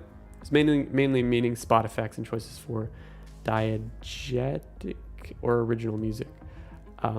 Yeah, so I'll talk about that too. So basically I'll grab the sound and then put it into the storyboard just to add to it, you know, to make it understood how the pacing is and everything. So let's say you get a teleport bubble sound, whoosh sound, and then that's the extent to which I'll put sound effects at first. But when it comes to music, I'll put the music on a lower level. Dude, how's it not loaded already? What's going on? So the music comes in much earlier. The music typically, and sometimes I'll switch it out and everything, but the music comes in as I'm listening to the voiceover. So for projects like the survival stories, we get to have this unique mix where the survival stories are both narration based, so they're like explaining the story from a character's perspective as they're explaining they're reading it to you. They're almost sort of talking in their head, and you're getting to hear what that's like, and the story is just shown while they're narrating. But it's also combining like sort of typical film aspects, where sometimes I'll switch out of that and go into just regular nat sound scenes. Yes, it's loaded. Where we'll get like if you've seen part 1, like the Santiago going to the surface and he's all on his own in that mission, everything. So it's cool to change it up and to switch in and out of that. But anyway, so at first though, because it's a lot of it is narration based, I'll get the music and I'll as I'm listening to voiceover, I'm like, okay, I'm getting the vibe for this place they're in or whatever. So I'll put the music under, and then the mixing usually comes later. But an important aspect is you need to make sure the music's not overbearing over the voiceover. The music needs to come in, rise and lower at the right time, right? The music is so important because, to me, to be honest, sometimes I think about it and I'm like, the only reason why I started the survival stories is because of the immense emotional impact of Gareth Coker's music. As a teenager, I would listen to it a lot, and I was just like, you can feel every single instrument even if you don't know what it is, and it's so impactful to me. So that music will come in, I'll put it under, and it's important to make sure that it can take over and take the center stage and rise and get loud again after the voiceover goes away, after the voices die off. And so let me go ahead and hide everything that's not this.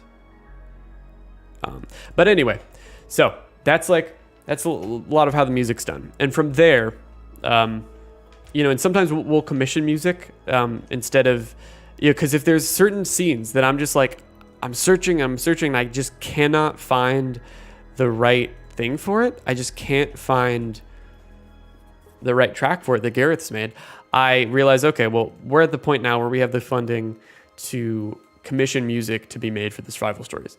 And so that's what I've done a lot of recently is I'll get the vibe. I'll really explain it to the composer, whoever's doing it, and give them tons of references. I'll give them exact total runtime, TRT, to describe the actual length of how it needs to be. So say, all right, it needs to sound like this. It needs to be exactly 1 minute and 10 seconds long, just right along that length.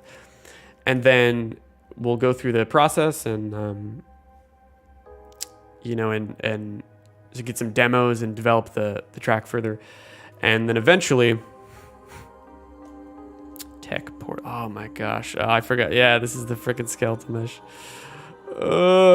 This track you're hearing right now is actually commissioned. This is not from Gareth Coker. This is from Aether and Chaos. So for example, how I got him to do this was I told him, all right, take Rockwell's theme on Aberration, his boss battle theme, and then make it sound like the Aberration spawn end music when you wake up, and make it super ambient. Just it's sort of in the background. You can hear it. You got the choir.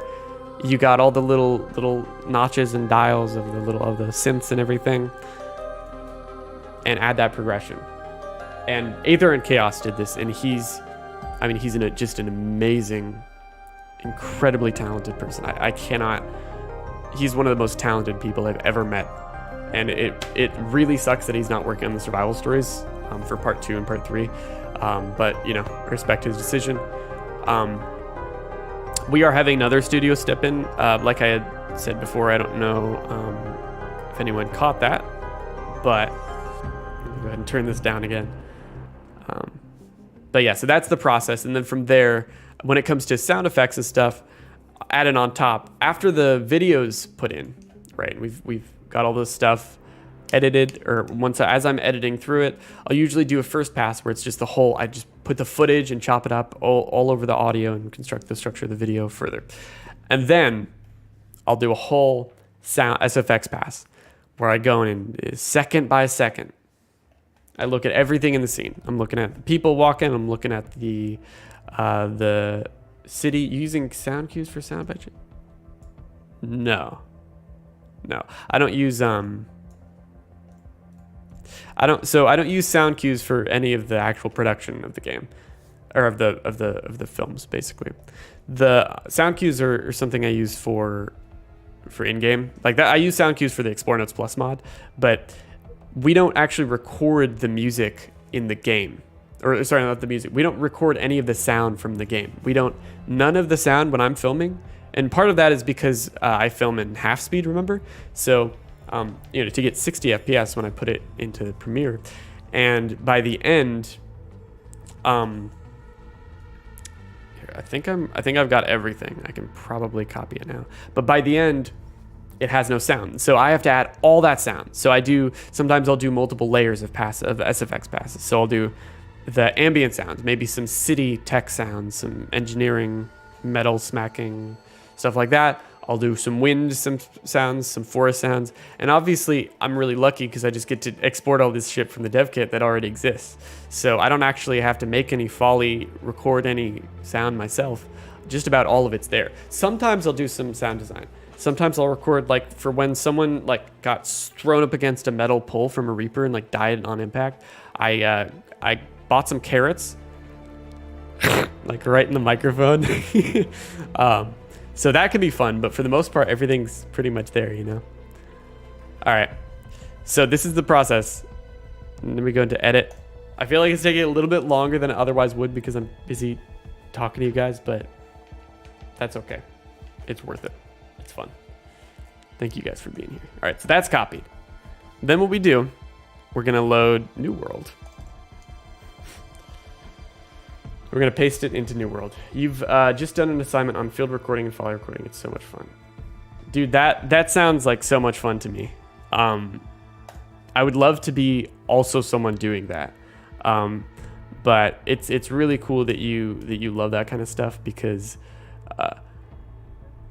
for me to pursue projects like this, I need to work with people who love all these different aspects as much as I do, but that I can allow to do the work for me so that I can focus on the overarching, bringing everything together, Foley is a real art form. Yeah, I don't know if I completely understand Foley, like how it's defined. Is that just any kind of sound effect that doesn't have voiceover, or how do you understand Foley? Because I only know it by name because it's used a lot because I've heard of it. Live performing sound effects. Okay, gotcha. That's about what I thought. Just didn't know if it was more specific. All right. So that's it. Here we go. We've got our thing. All right. So this is my cool little world where I have all my structures. And wait, did it? Oh, that's trippy. Okay. Sorry, I'm just getting caught up on something. So yeah, this is it. This is the tower. Now, I need to do quite a few things in this process. Is this considered building 4? Oh, it is. Oh, that's so weird because it's like the old one, right? You must perform the sounds as the action's happening. Otherwise, it's a spot effect. Wait. As the action is happening. Okay. Yeah, gotcha. That is an antenna tower. Oh, it's oh, you know what? It is an antenna. Good point, Ness. I'll make sure to call it that when I export it. But yeah, let's get it, guys. So here's my process. I'm going to select all the tag jump pads. Right. Then I'm going to click edit blueprint. So this is what sucks about well, structures, but it's not what sucks about it. It's just what's the reality of them is that they're all blueprints. So when I said blueprints, every structure in ARK has all of this information, all of this.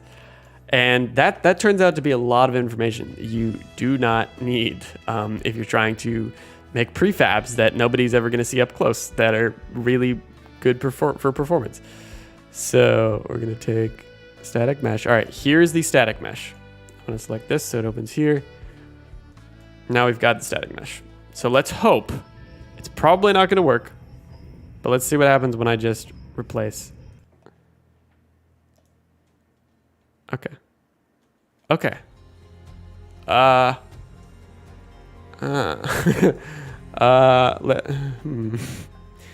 mean, okay, so I think I'm gonna have to fix this one, but that's okay. So what I'm gonna do sometimes the static meshes for these things are kind of weird, and so I have to export them.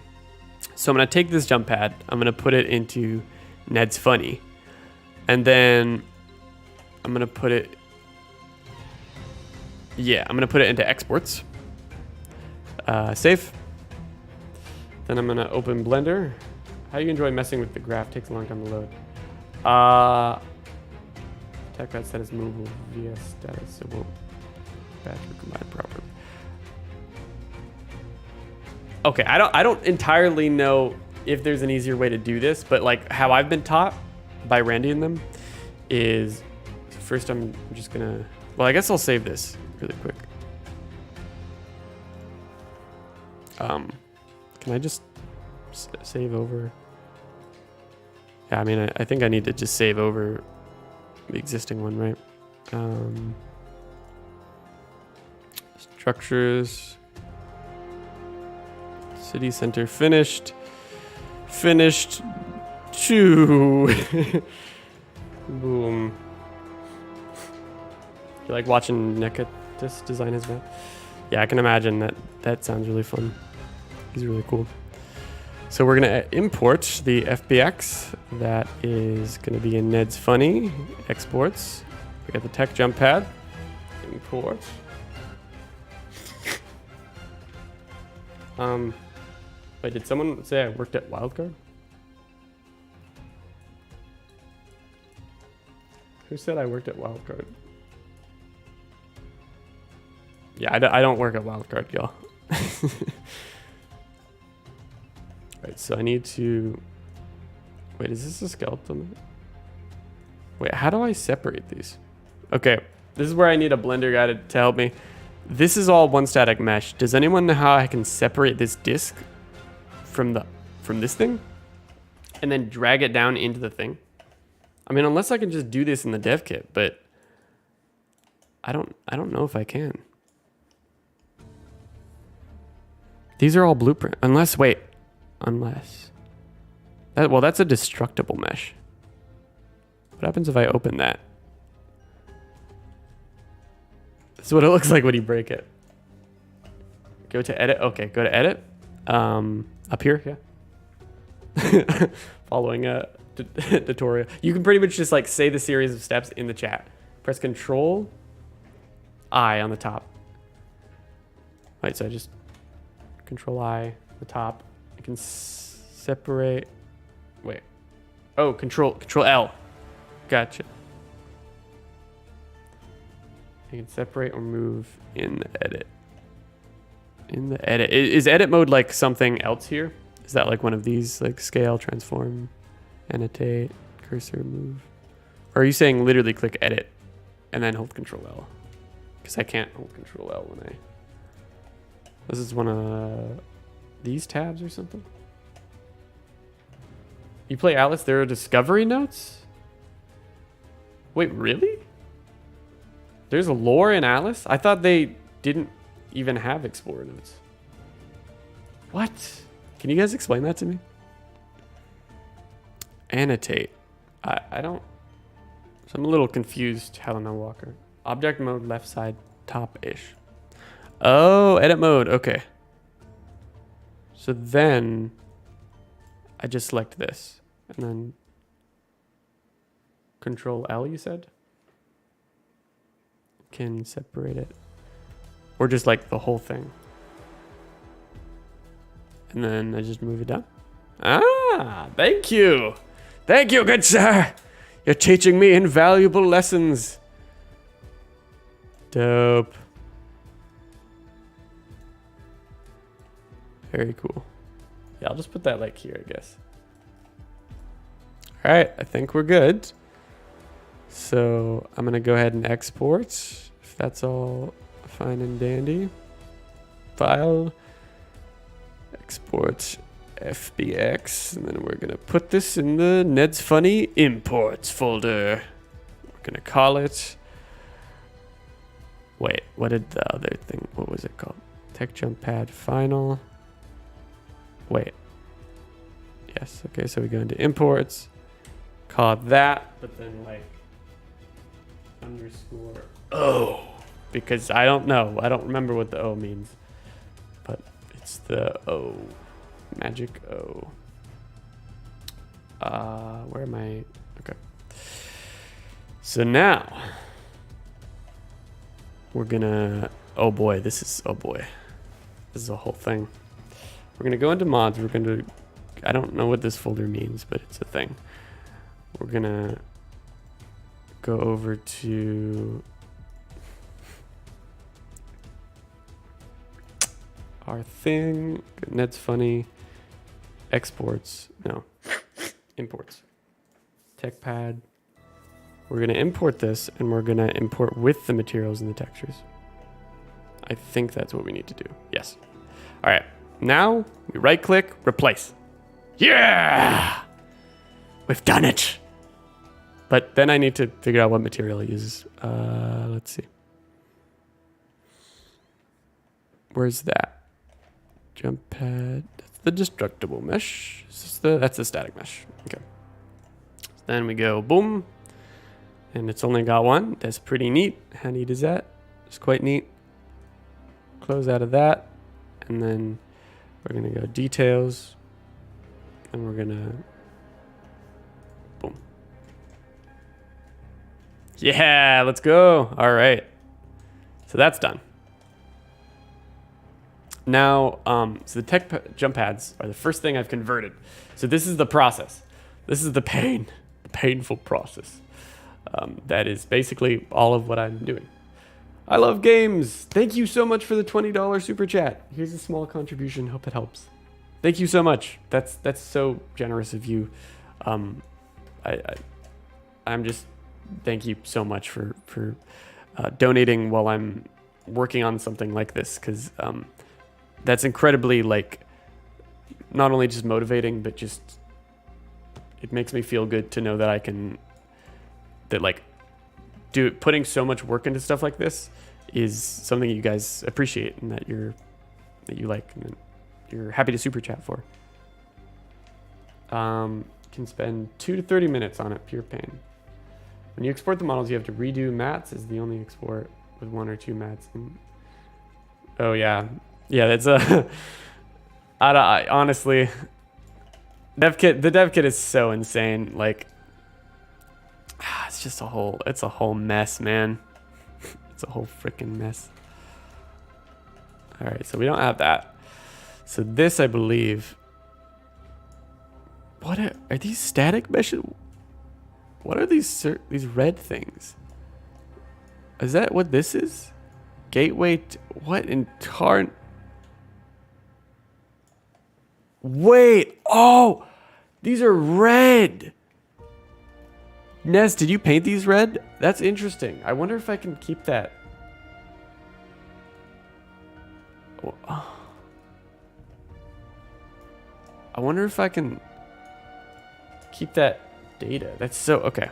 Dude, I'm getting too distracted. All right, walls. Let's do the walls. Let's just only do the walls.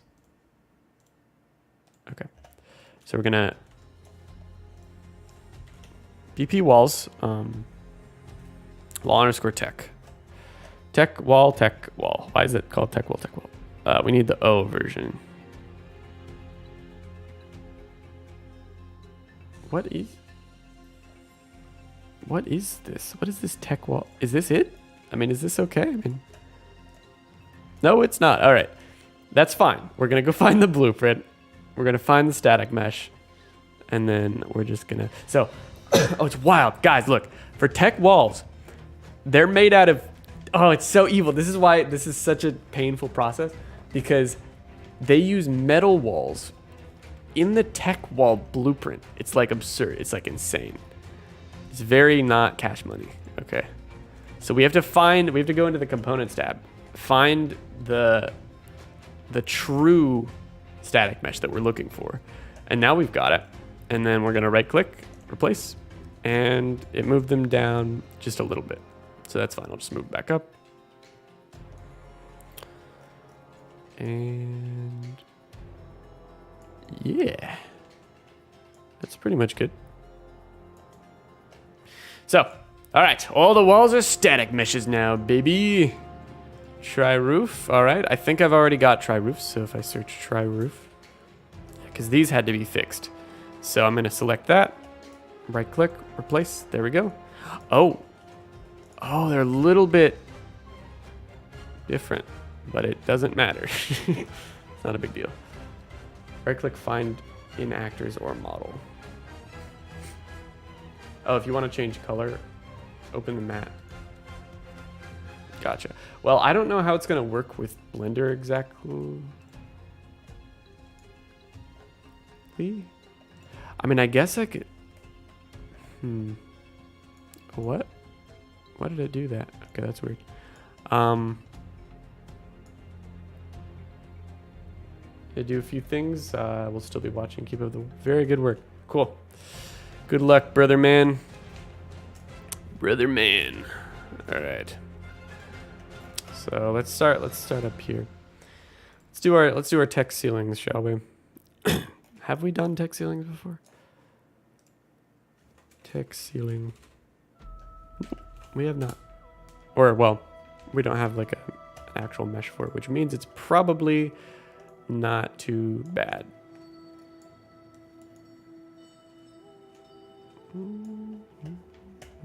Components. Find that freaking tech ceiling. Boom. We're gonna right click.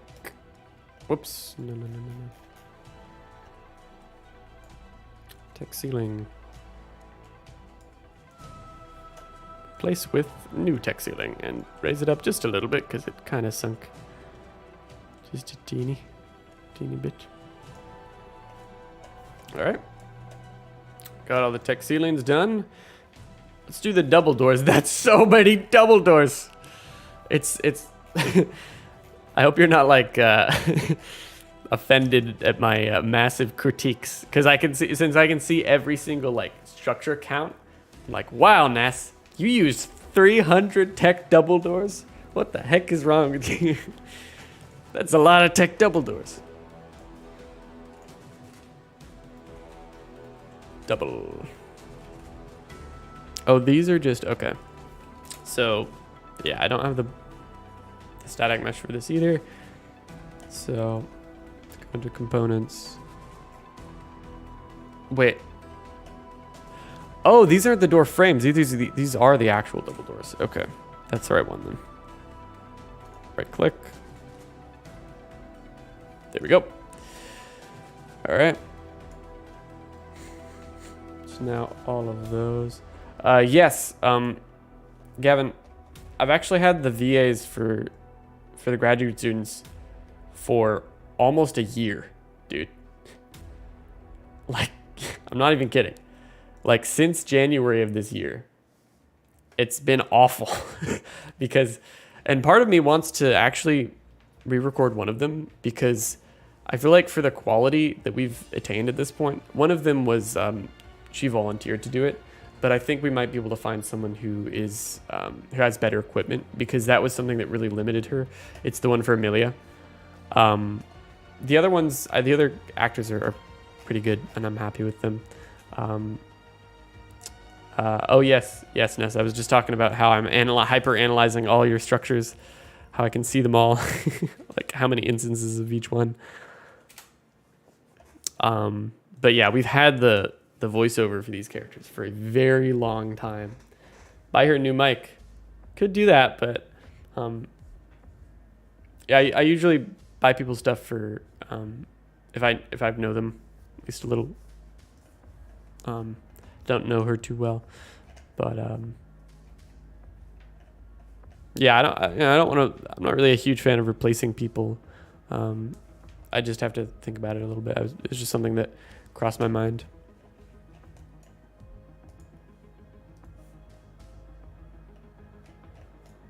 Lend her a mic. I don't know where she's located, so it's not exactly that simple.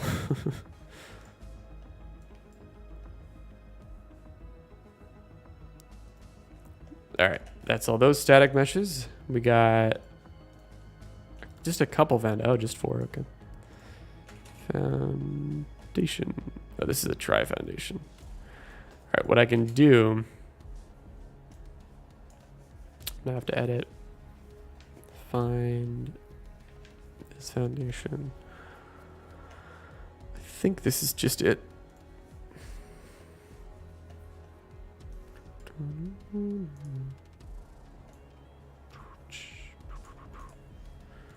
Oh, whoopsie. Didn't actually find it. Click. Now it's got it. It's insane how differently everyone sees Rockwell in Aberration. What do you mean, like, how they see Rockwell? Not sure I know what you mean exactly still.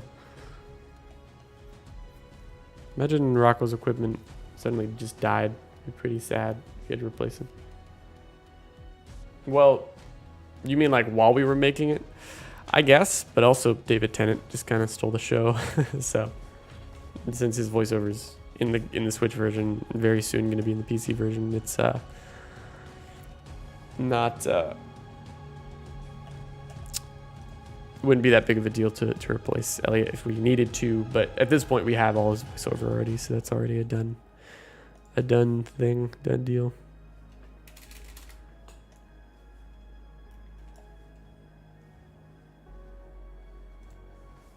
First he looks like a Hulk, then a skinny old man, then a Rockwell node, then how we see him, then the last grad just sees him as a shadowy mess. Yeah, I mean, it's different art styles of the illustration people, you know, of the authors, presumably.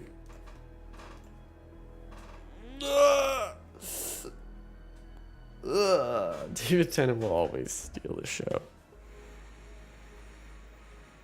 You're goddamn right he will.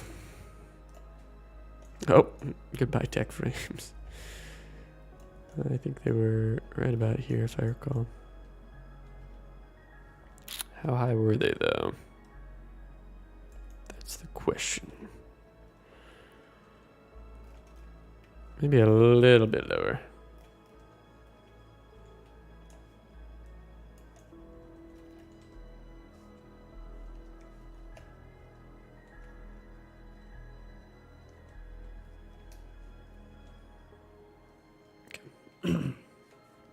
I'll wonder what Element tastes like. Their depictions, it's strange. Switch version doesn't have Nerva or Mei Yin, though. Yeah, that's why Ned is working on the Extraordinary Explorer Notes Plus.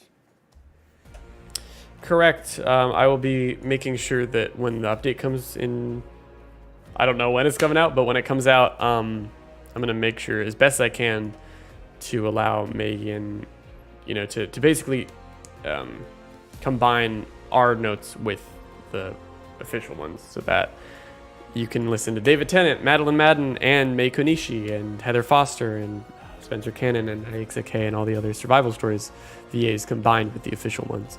The official ones will replace Elliot Crossley and Yanni Harris in a mod, just because I want to make it as authentic to the base game as possible. That's kind of the point of the mod. What is this? What the heck? Okay, well. Nonetheless. Oh, this is inside. I don't even have to do anything with these. Nobody's ever going to see them. I'll just delete these hatch frames. Ha! Hopefully it doesn't cause any issues. Yeah, we could. Well, kind of. I think I'm gonna copy paste and then just do a bit of that. Building with the dev kit. Wait, did I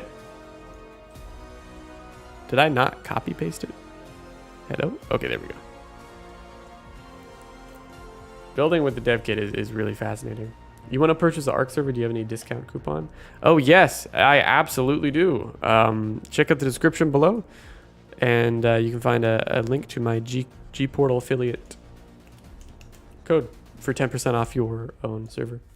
And this isn't like one of those things where creators will like peddle stuff they don't actually believe in. G Portal is genuinely the best server provider I've ever used.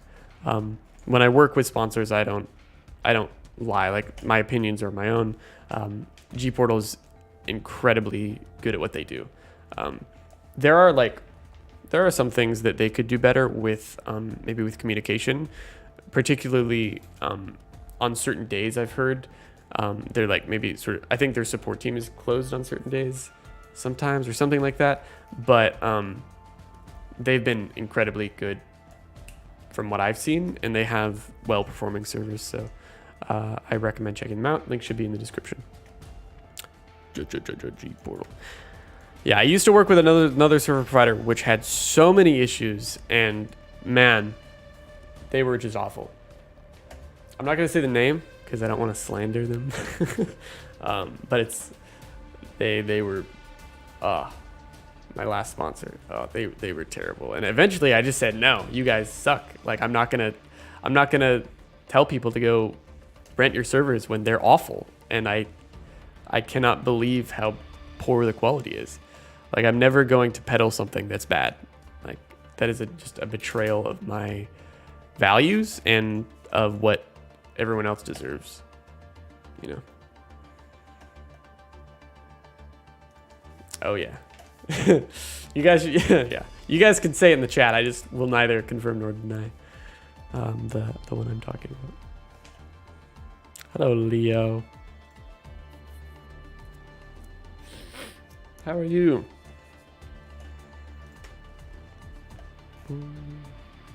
It's been so long since I streamed. It's not been too long. I did a stream pretty recently, I think. So for the stairs, we go into our scale. We do 1.4. Make sure they're like the normal stairs. 1.38. Beautiful. All right. Guys, we're almost done. I mean, it is a pretty tiny structure. It's really just this, I guess, transmitter looking thing. Freaking transmitters be like. Oh, you know what? Why don't I just grab, well, the decimation process. I want to be careful. I'll just replace it. Yeah, because it's the exported version.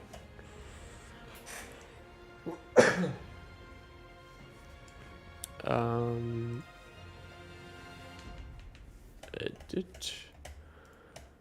Head on over here. We got the tech portal, baby. Now we're going to replace with tech portal. It's a little itty bitty tiny baby tech portal. I mean, I think that's the only thing that changes, so I'll just increase its scale.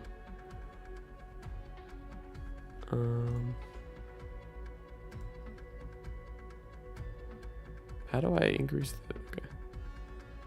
That's another thing, Ness, is like when you're building the dev kit, you can make the scale of things way bigger. So instead of having like a bunch of individual walls, you could just scale the walls up in different ways, and like it's insane. It's like super freaking cool. I mean, heck, if we wanted to, I could just make this like that, you know, like it could take up the entire. How do you think about that, Ness? Are you okay with that? If I make it a little bit bigger.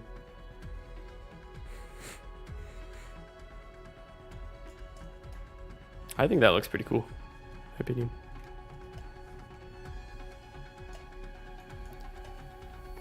All right, the last thing we got is the tri-ceiling.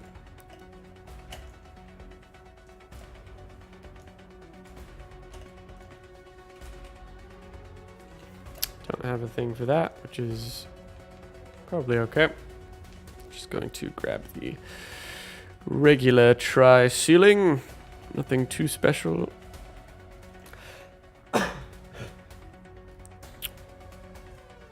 Then we will... where? Huh. Oh, this is going to be a real pain to freaking select. Tri-ceiling. Boom. Basically no difference. Cool.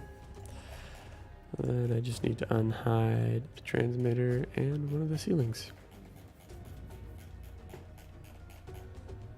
Boom. Bigger the better. Cool. Nope. Center Creator did a lot of optimization. I'd imagine, yeah, the map does run really well. All right, so we've replaced them all with static meshes. What is next? That's a great question. So what I do next is I go through, I'm going to select all these structures, all of them, every single one. Then I'm going to head up to File, Export Selected. Then I'm going to call this, let's see, we're going to put this in the desktop limbo walls. We're going to put this in structures, call it SM underscore antenna tower, right? And antenna tower. So this is the original, basically. Exporting, boom, done. Let me head over to Blender. We're gonna delete all this crap. Import FBX. Head on out of here. Head into X. Wait, no. This is up in structures. Antenna tower. Import.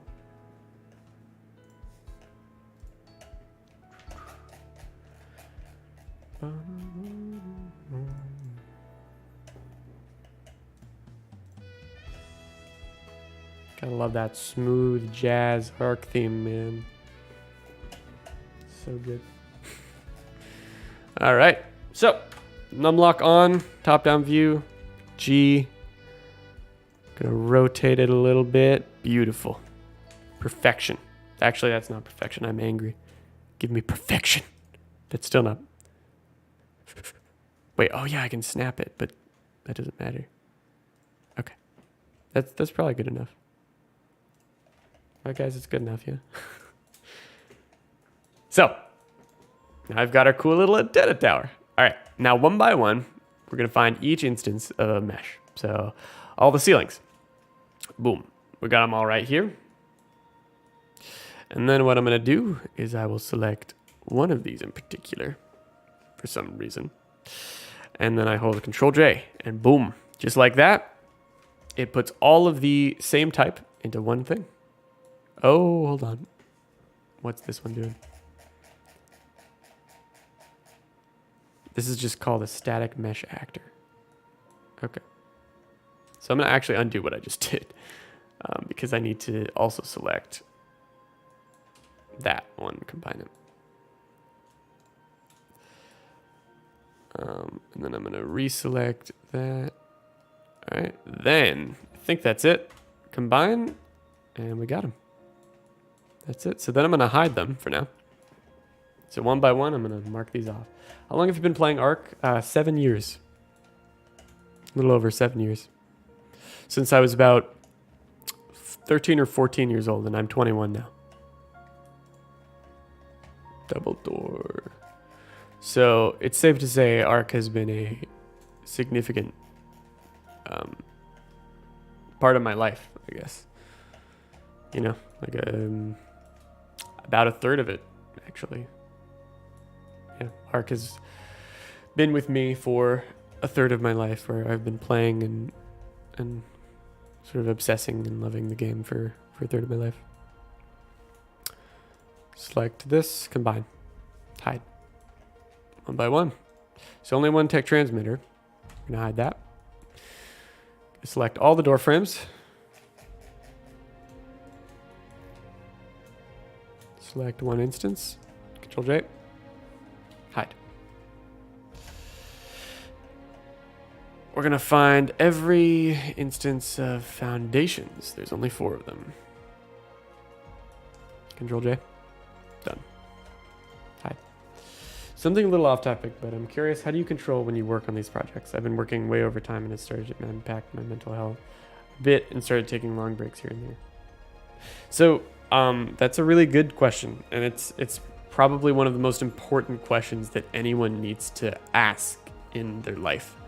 I only this year did I finally reach a point. It was kind of a breaking point, but that's what it took for me. But I would hope that people can find the right way to deal with, to be healthy, at least mentally, before they reach a breaking point. But sometimes that's what it takes. So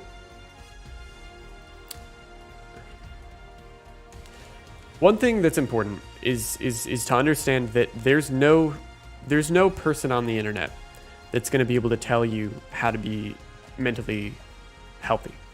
No matter how many people are out there making videos, this is how you should live. This is why you need to buy an alarm clock. This is why I'm going to tell you how to be, how to cure your mental illness, or I'm going to tell you how to be motivated, or this or that, or any of this crap.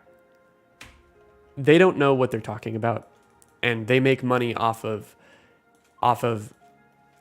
attracting as many people that want to find help as they can. But the reality is that in order to get help, and in order to have a healthy work-life balance, and to work on all these different parts of yourself, which is arguably the most important part of your existence, in my opinion. Because if you want to do what you love, if you want to fuck around in Blender for the rest of your life, like I kind of do, then you need to be at a point where you're healthy. Mentally, at least. Right? So, what does that mean? That means you need to take your health seriously. You need to be open to any possibility of what could be going on in your head. Some people are, a lot of people are neurotypical, meaning they generally don't have any abnormalities with their brain, right? But a lot of people are not neurotypical, and they have neurological conditions, what we call mental illnesses. And the thing is to keep in mind with mental illnesses is, like, at the end of the day, everyone's different. Every mental illness is different, and everyone's experience with a mental illness is going to be different. And because of that, there's no guideline. There are general suggestions that can kind of help people, that can put them on the right path. There's no clear guideline. But that doesn't mean it's hopeless, right? And so, yeah, so I don't want to get too, like, stuck in the waters here while I'm talking about this. The idea is you just want to take it seriously, and you want to prioritize your mental health. And what does that mean? That means finding if you're experiencing problems, right? If you're experiencing issues where it's like, oh, you feel like crap, and it's not even after eating and exercising and doing the right things, like, you still feel like crap, and you're irritated, or you're distracted, or you're sad, or you're angry, or any of these things that you've found have reached a threshold that's not good. You just take them seriously, and you seek out help. You know, I found a counselor at one point. I only saw them for a couple of weeks, but they made me realize I have ADHD. And then I went and got basically a diagnosis, or sort of an evaluation. And from then on, I was able to get medication to help me. And then from there, that was sort of a chain reaction, because I was able to, from that, I was able to learn how to work without getting tired. And so my process, for example, is, here, let me combine these. What I do is I just work from pretty much when I wake up, or decide, okay, well, today is working hours / school hours, class work and all that. Bye, Master Chief. Gotta go. Love what you're doing with this channel. Peace out. But so, from when I wake up, maybe from 6 a.m. to 6 p.m., that's like work time. That's like time I either spend on classwork or work or something like that. And then I'm just like, all right, I'm done. I've worked enough. Even if it doesn't matter how much I got done. What matters is I just was there working on something that I love. And I am incredibly lucky and fortunate to be able to work on stuff like this that I love doing. Because not everyone can do that, right? And I love a lot of different things and things like this, and so I'm very lucky there. And so part of that has been really easy for me to be able to organize myself in this way because it's relatively straightforward. But anyway, so like at 6 p.m. I'll stop working.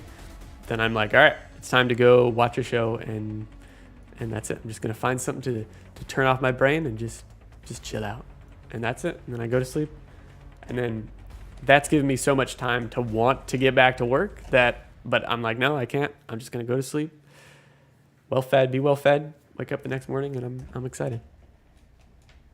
Do you still play a lot of ARK Comp 7C, or are you just working on ARK projects? No, I don't really play the game anymore. I just use it as an engine for filmmaking.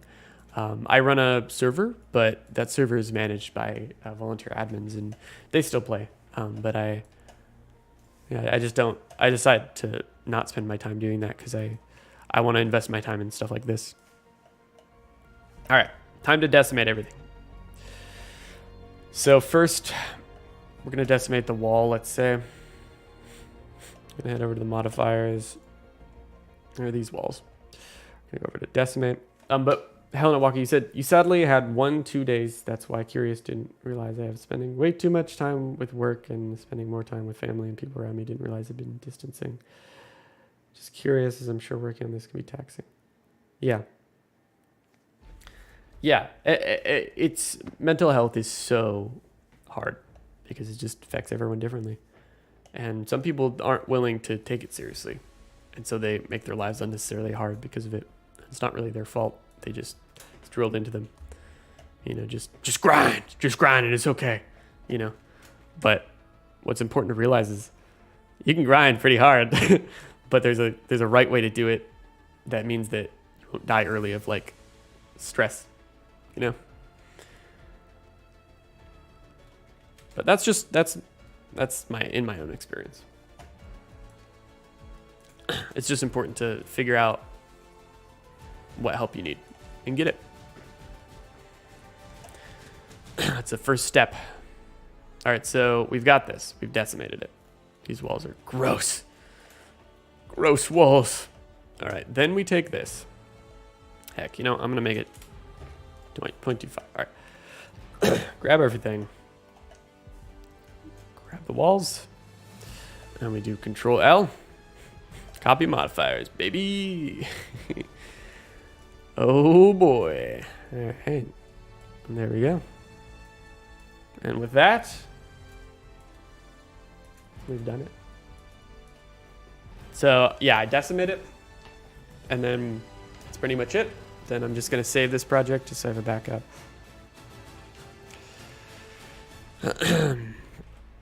Let's see, antenna, dot blend. Then I'm gonna export it. I think this is all I need to do. I think. Then we do FBX. Go back out. Head to our structures. Find antenna tower. I'm gonna call this antenna tower underscore. Oh no, it's SM underscore noodle. And what does that stand for? Tech structure. Oh yeah, it's noodle tech structure. It's Randy's idea. And then that's pretty much it, I think. Geometry, apply modifiers, yeah. We're at beautiful. 111K tries, so That's a solid number. Looking good.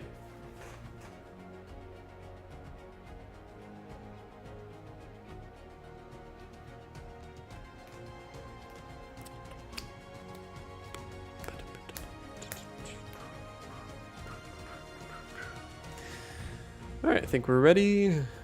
Head back to the dev kit. And we're going to, let's see. We're going to make a new folder.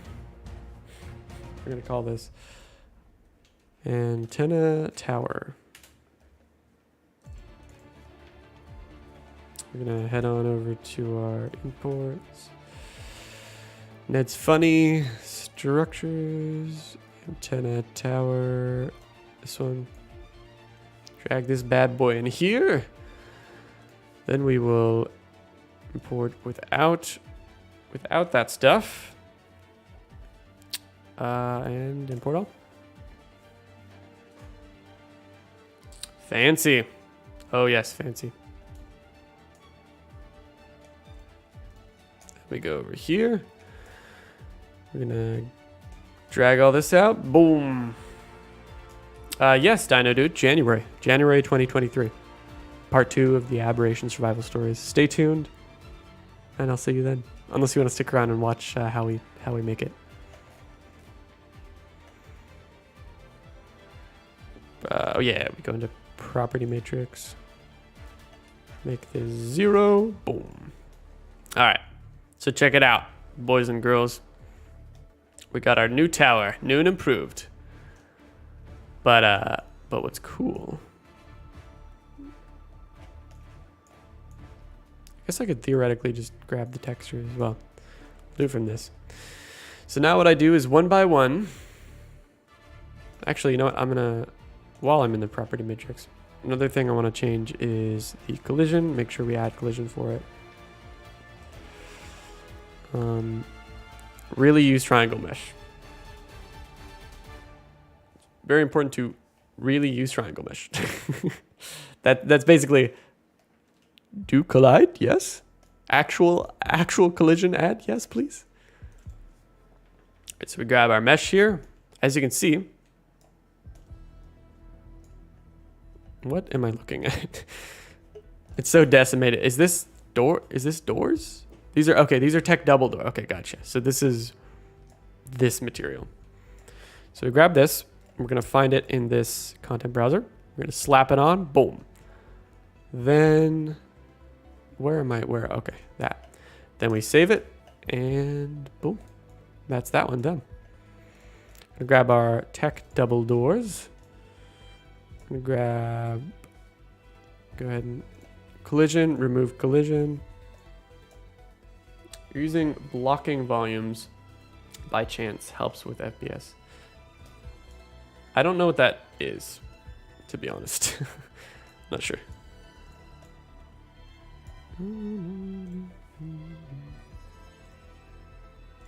Save, boom. All right, what's next? We got our double door frames, all right. We're gonna grab that.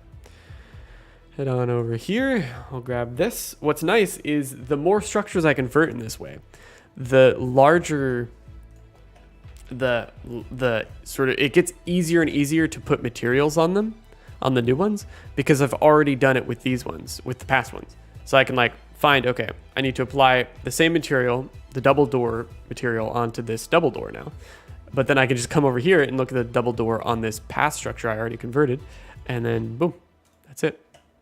Slap it on, and I don't even have to like search up the double door in the content browser or anything like that. It's just that easy. So we've got the ramps here, and as you can see, I'm applying it to the master material, not like the world material. So then we grab this. As you can see, it's got this gross blocky collision mess. Blocking volumes can be used in place of collision surfaces on static meshes, particularly in case of walls and structures. This can cause things to operate more predictably. Since physical objects won't interact with small details like bumps in the floor and walls, it can also improve performance. Huh. Yeah, that's interesting. Wonder if we'll do anything like that, because we are going to do some physics simulations with some of these structures, or at least one, because Rockwell's gonna. I don't want to spoil anything, okay? But let's just say Rockwell does a thing. Rockwell pulls a Rockwell. Right, makes a larger resource pool for future projects. Yeah, exactly. You got it, Ari.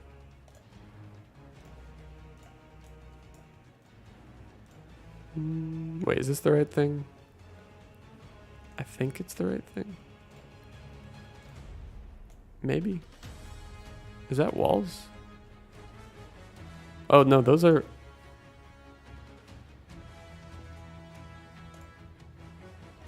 Wait, why am I select... Oh, that's the wrong thing. Whoops. It's this. This is wall. Okay, I need the wall thing, which I think is the same thing. Yeah, I'm pretty sure it's the same material. Okay.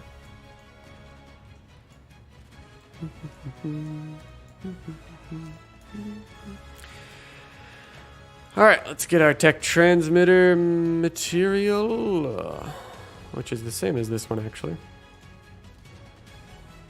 Slap that on, remove collision, save. The wonders I can create. Try roof. It's going to be this material. Boom, boom. Remove collision, yes, save.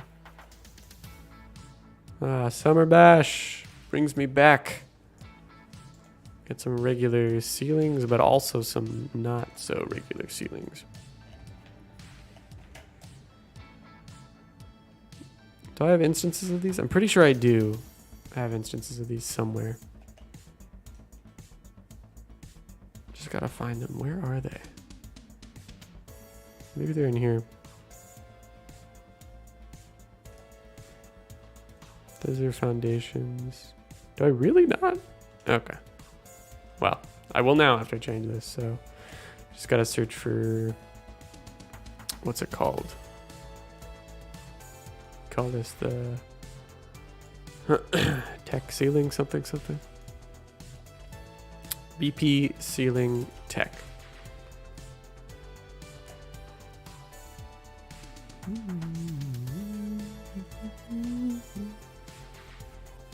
Hope in the animated series we watch and go crazy so much, so have a much better understanding of the story than just notes. Might even see him get a right prime. Maybe if they go that far with it, you know. Who knows? We don't really know if they will. They could. Whoa, whoopsie, that's not what I meant to do. I meant to open the material, grab that, open this, and boom, save. What's your favorite ARK music? I don't know, maybe Aberration or Journey's End or something. I don't really think about it too much. I kind of just like them all. As much as that's a very, very normie within the ARK community, normie answer, I guess. Okay, these are foundations.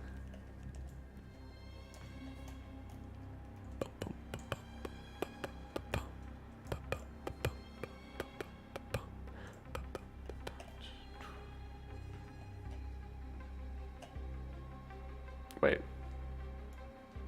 There's only one material slot for this. Oh no. What does this mean? Does it matter? Probably not. I mean, probably a little bit. Well, see, the issue is that if I go here and then I try to... I guess you won't see the inside. Yeah, that's fine. I don't know why it only has one material slot, though. That's kind of weird. Extinction Ascension is such a banger.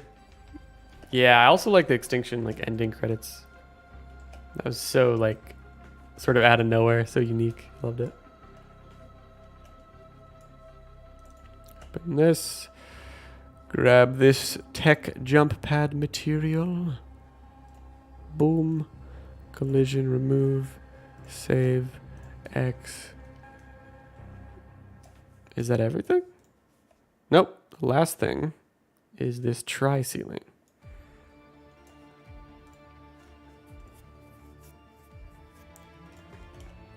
Remove that.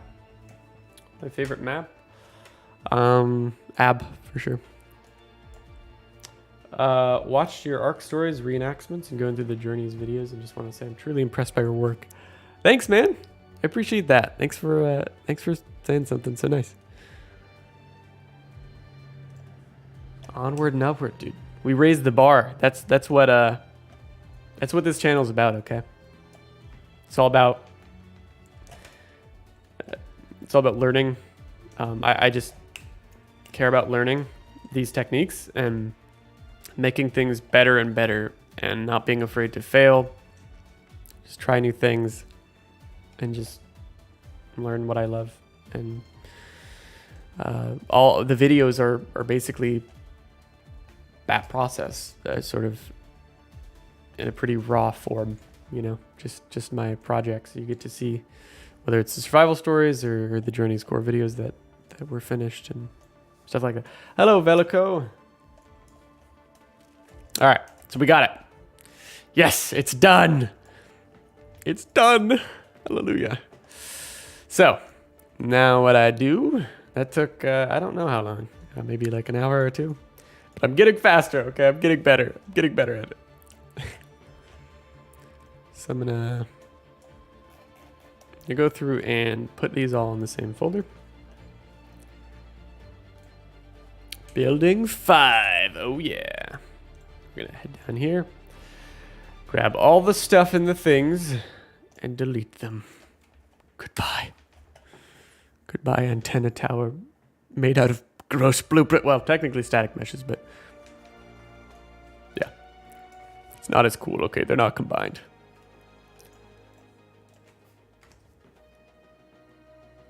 You remember when the island stories came out? You were frustrated with there being no more. That you just got on ARK, got all the notes, and read through them all. Gotcha. Yeah. Yeah, it's something. I mean, it's nice to finally have the story be more than just in these journals, you know? We're at an age now where the ARK story is more than just, oh, you know, those journals that nobody reads. Also, I wonder what it would look like if I just scaled this up. Ness, imagine if we did this, like if we just made the antenna towers a little bit bigger. Like I totally could. Oh my god. It's a goddamn Empire State Building, bro.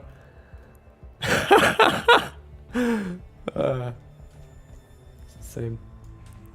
But yeah, we could make these like I feel like the city could look a little bit bigger if we want. You know? What do you say, Ness? What do you think? I mean, we'll definitely like sort of see what it really looks like once we get this in game, you know, but yeah. So I think what I'll do is I'll do one more. Oh, did my camera just, it died. Today I added Empire State Building to ARK. Hold on, my freaking camera died again. It's not used to going on this long. Don't worry, I will fix it. I fix it by blowing on it like a frickin' N64 cartridge. Unplugging it, replugging it back in. Were the voice actors actual paid actors or just friends? Yes, they were paid voice actors. It was the first thing I really invested in. The first time paying people to work on something with me, and it was well worth it in the end. They did a great job of, you know, telling the story and bringing it to life. And what's going on? What's going on with my thing? And it really just, I think the survival story is more than anything for me. The greatest takeaway for the survival stories for me is that it made me realize just how important stories are and storytelling. And that's what I want to do with the rest of my life in using tools like these. But their storytelling is so important because, and it was illustrated so much to me by having made this project, because I got to see a story that nobody cared about blossom into something insane that even the developers are now pushing to the forefront of their game. That is all that they care about now with ARK updates for the most part. Aside from balancing fixes and small little additions like the car card on source, things like that. But right now, everything they're pushing is lore content. And it made me realize, like, whether or not I did that, whether or not I caused that chain reaction, I don't care. What I care about is that, like, so quickly, the story meant so much more to people when it was voiced as opposed to just written down in some notes that nobody gave a shit about, you know? And so I'm really glad and fortunate to have been able to head that project and to be able to head these projects, because it's given me so much perspective into why storytelling is so important. All right, what was I just doing? Oh, fixing my camera, right? All right, I think I'm gonna do another structure. So let's head on into the game. Ness, do you think I should try the really freaking huge structure? Like the should we do it? I think we should do it. I'm gonna have to hold on. I'm gonna have to switch to the main scene for a second. I'm gonna have to go into the filming server and do some things. Hopefully you're not on. I don't think you're on, are you, Ness?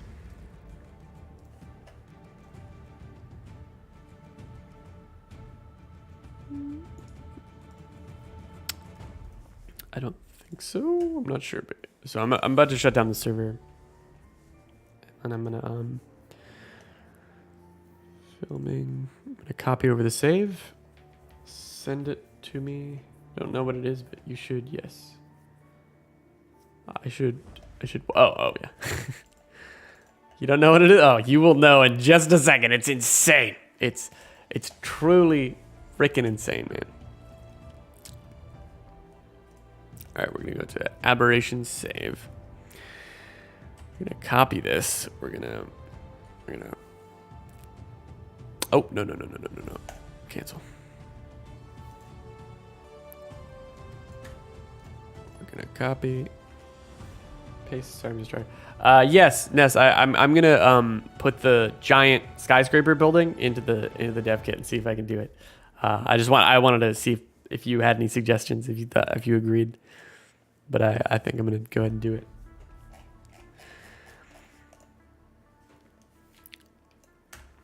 Bum, bum, bum, bum. Zip this up. Steve, let's see. Someone read all the Explorer notes many years ago, and I couldn't imagine what was going on with the story besides Rockwell being thrown into Element and Helena Maid fighting on Extinction. You've been playing ARK for a few years, just wandering around, but once I found your video, the amount of work you guys put into those videos early, only to try reballing the story blew my mind. Good work. Extremely well done. Thanks, Steve. You know, comments from yourself and everyone else who's really sort of echoing the same thing is very encouraging, and I feel so lucky to be getting compliments like that from viewers like yourself, because that's not something. It's just really encouraging. As much as that's very obvious, I want to make that clear, that I appreciate it. And we'll be back to the dev kit in just a second, guys. I'm just got to do some stuff with FileZilla and don't want to expose my IP anywhere. After all this years, it's great to get the full story. But to be honest, not knowing anything was going on in this game was kind of exciting at the start. Yeah, I think it can be exciting for some people, but I don't think it. I at the end of the day, even if it's exciting for people who don't know, it's also closing off about 99% of your players who are never going to know if you don't make it very, very obvious and you don't try and make a good effort to tell the story. Hello, Game Wiki. Welcome. The story's played out. Just blew my mind. Tried to show your friends too, but I guess if you're not invested into ARK, you don't care very much. Yeah, right. Yeah, for sure. I definitely think that's true.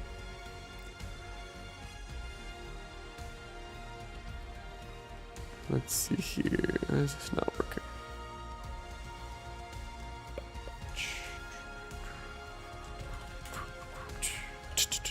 Oh, that's why it's not working. My IPv4 changed. Not my IPv4. All right, host name 192.168.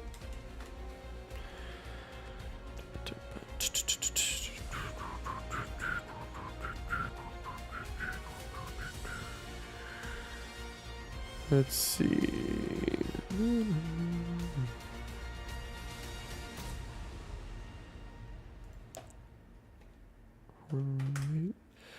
gonna sneeze. The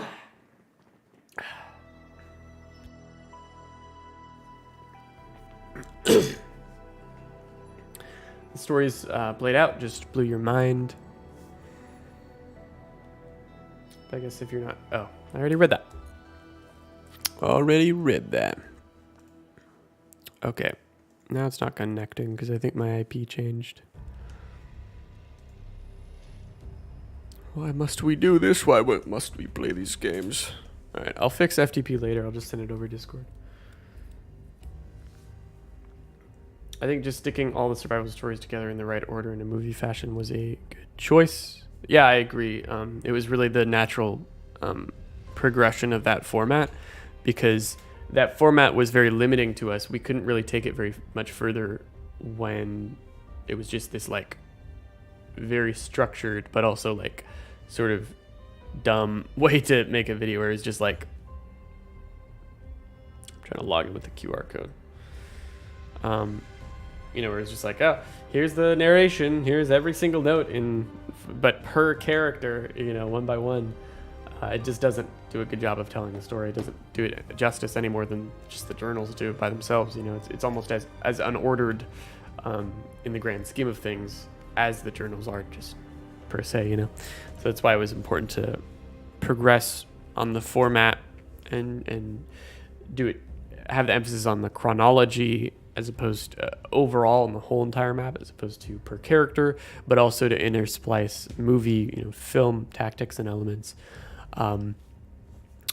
as opposed to just having it be this narration thing. It made it more immersive and it made it more logical, as in like it actually had a flow from one thing to another that made sense.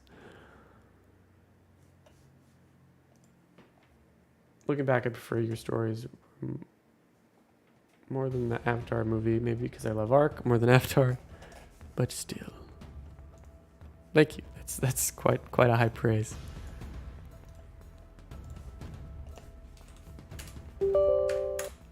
All right, send this. Boom.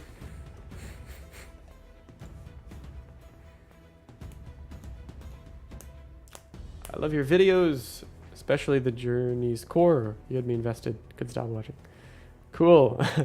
I'm glad. I didn't really think Journey's Core was really going to take off very much when I was making it. I had a feeling it would be a little bit successful at least because that style, it's like almost like the 100 days thing. It's similar to that style. But I didn't realize it would just continue to be seen by more and more people like many, many months later. That was a surprise for me. Ness, I can honestly say that is not true. I had really good comments from some people in Spain, music producers and friends that don't know about the game and love the movie. Oh, okay. Yeah, I could see it either way, Aberration save. Wait, why did I download? Why did I download it on here? I'm all over the place. I gotta take the aberration save from Discord on my gaming PC.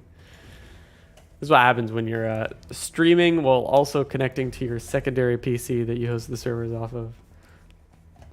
Getting mixed up. All right, so let's head into our saved arcs local. Our aberration thing. We're going to delete that, I think, in the program files, and then we're gonna go boom, skip it about, and then paste, and then we're golden.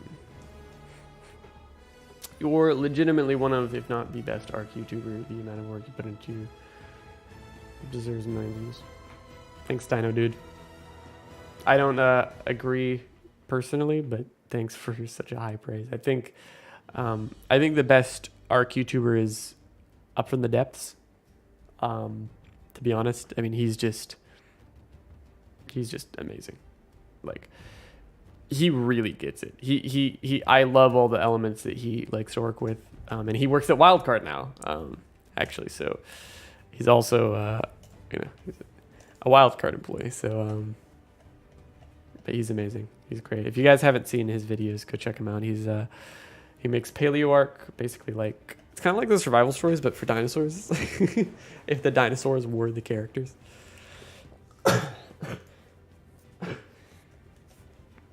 All right, we can get back to it. Ah, no, behind the curtain. You can see it's not just I don't just live in an eternal green void. It's chroma keyed out. I have an actual house. The illusion is broken. All right, so aberration. You guys are about to get some crazy exclusive behind the scenes, never before seen stuff. I think, yeah. Let's go. Let's go. Let's see if it crashes my game. Please don't crash. You only tried to show it to 3 people that even play the game. They didn't give a damn about it if there was... Yeah, some people just don't care if there's a story. Like, they only play... Like, some people just play games for the control and the agency that you get out of a game, right? For whatever the satisfaction out of maybe fighting the competition, stuff like that. And I've made that has been like painfully clear to me in understanding how people react to the survival stories, particularly because well, I think it's important to make the distinction between what gameplay actually means, Spyco, but I know what you mean in saying that. But PvP players, like, I've seen their reactions to lore stuff, and it's like there's just a part of their brain that is just not interested. It just doesn't click. And that's not to say they're like, there's something wrong with them or something. It's just they don't have interest in it. In the same way that I don't have interest in PvP. Like, if someone's like, yeah, like, let's go, like, if they're talking about their process of defending their base and spending hours and hours, defending their base in some kind of raid, as opposed, compared to the hours and hours I spend creating sets and filming and all that. It's really one side of the same coin, but there's just no overlap. Like, our brains just work differently. They love the excitement of PvP, and I love the excitement of the PvE gameplay and the story, right? And the environments and the storytelling. But yeah, you love the survival story bloopers. Pro Terax. Thanks. I appreciate that. I'm glad to know at least some people like them, because our community is already niche, but then you get even more niche when you're talking about my film crew and just seeing what kind of goofy stuff goes on behind the scenes. I can't believe it's on day 83. On the film server, we use super slowed down time, and so I can't believe it's actually as high as day 83. Given how much we've slowed down the time, tick speed, and everything. Hi, YD Gaming. You love the Journey Score series. Thank you. I appreciate that. Oh, hey, it's that building. I love the voices for the survival stories. You did a great job selecting voice actors. Thanks. Yeah, I love doing that, sort of the, finding talent and I guess talent directing, talent management. All right, here we go, y'all. Welcome to the city. This is what I'm doing all this for. Because if you'll notice, I'm getting 15 FPS. And instead of that, we want to get more FPS. We want to get like at least 30. So as you can see, this is the original build that I already converted. I haven't converted that one yet. I already converted the dome. Got this one, So let's get this giant freaking skyscraper thing, shall we? I really hope my thing doesn't crash. Oh man. So let's see. Text saver, I think. Structure saver. Oh boy. Oh, first I have to force join tribe. Cheat force join tribe. Make it nighttime? Okay.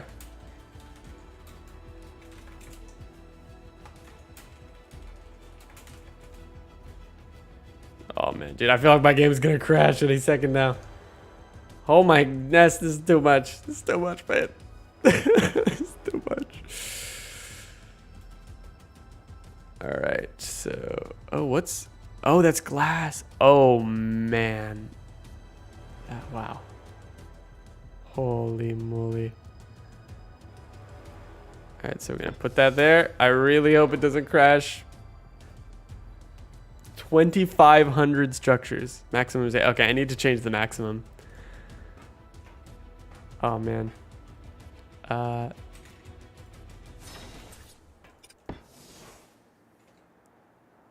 mode. Is it this star thing? I think this is it. Okay, let's change that maximum. Let's change that to about 3,000. All right, save, close. Admin mode. Let's scan again. Oh, 2,500 structures. Why not just make it to the build so you can build the objects in game to see if you can build it versus dropping in map. See if performance is better. I don't think it would really make a big difference, to be honest. I mean, maybe. I'm not opposed to that. It would make it easier to test them, for sure, if they were just structures. Wow.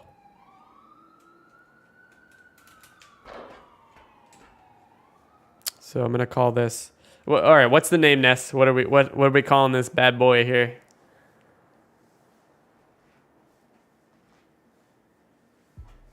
I mean, Luso ARK 1 has creative mode. That's how Ness made this. But are you talking about like something more akin to like the developer tools that I'm using?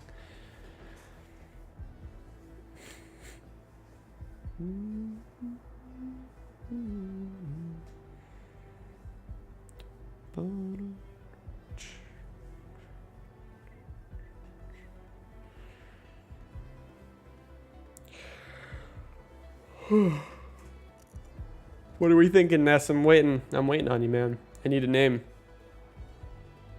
Please. Give me a name. All right, I'll call it the Giant Tower. Oh, that is the monolith. Monolith Tower. Start.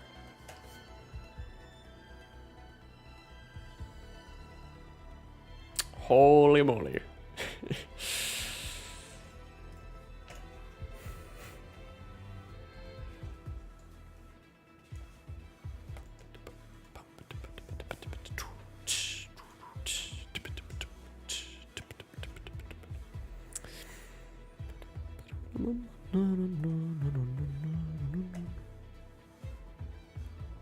Green screen map. Inspired by Cypher Sam. To be honest, there's too many lights in the building. It legit is why I lag, I'm guessing.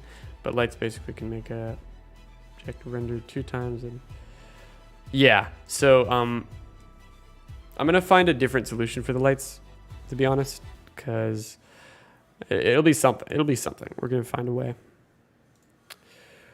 We'll find a way. I need to save this.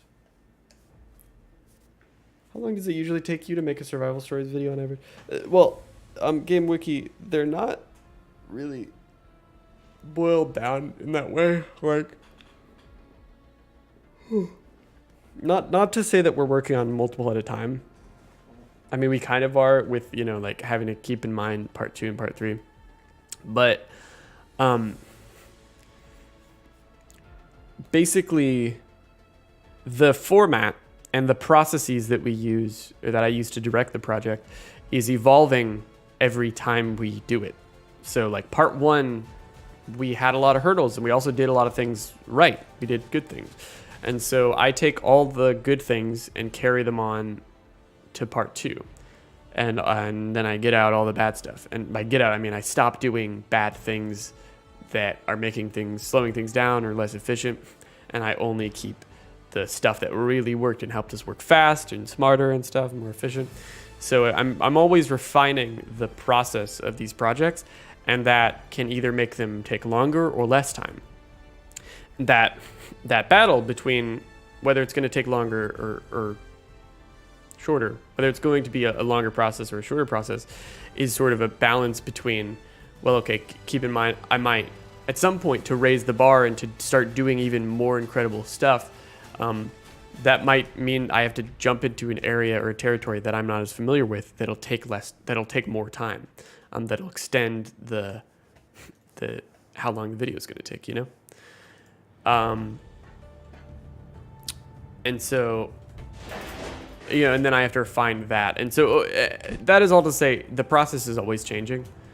And it's not necessarily just like something I can be like, how long, like, does it usually take? If you said on average, you said on average, sorry, I didn't even fully interpret that. So on average, not too long, I think. If you average all the videos we've made thus far, it'd be very skewed, because keep in mind, like the island ones were really short, whereas part 1 took us like 8 months or something. You know, I think you're doing a great job. Look forward to the survival stories. Look forward to getting them out and getting your reaction. Thanks for the support. I don't know if I already got the rock brick stables. I'll just save it again just in case I didn't.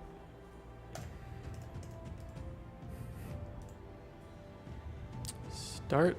Do I need to rescan them?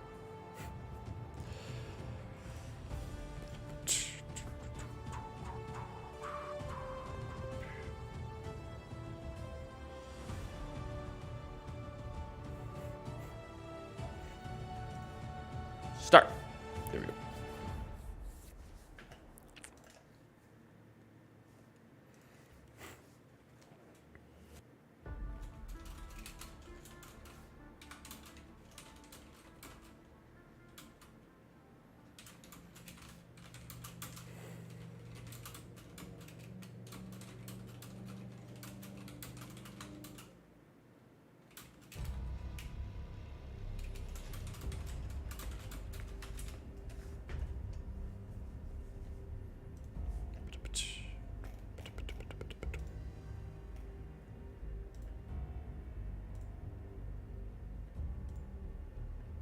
Okay, saved. So, I've got all the stuff and the things and the things and the stuff, and I will be exiting to main menu, head back to the green screen map. First, gotta wipe it. Boom. Also, have you ever considered uploading the audio for the survival stories to Spotify? No, I haven't. That's well, I guess I have by virtue of I've decided not to do anything like that, because Spotify, you have to have licenses for stuff as far as I'm aware. It's not like YouTube where it's fair use and things like that. So I certainly don't have permission by Wildcard to upload this kind of stuff to a platform like that, because it just has different terms than YouTube. But on YouTube, I've definitely thought about doing like sort of an audio book of like the whole story. But it just depends, because our format evolves so much over time. I get less or more or less interested in certain ways to present the story, right? And usually it's kind of linear in that the less like the more basic ways of presenting it become less interesting to me, compared to like getting more and more cool with it and like raising the bar even more, because like an audiobook isn't raising the bar, it's kind of just, it's almost going backwards. But if it's done right, it's sort of its own thing, right? It doesn't have to be going backwards and diminishing quality or something like that. Monolith Tower. Oh boy. Set as active. Here we go. Structure pieces in error. It's checking. Hi, how are you doing? I'm good. How are you? AK?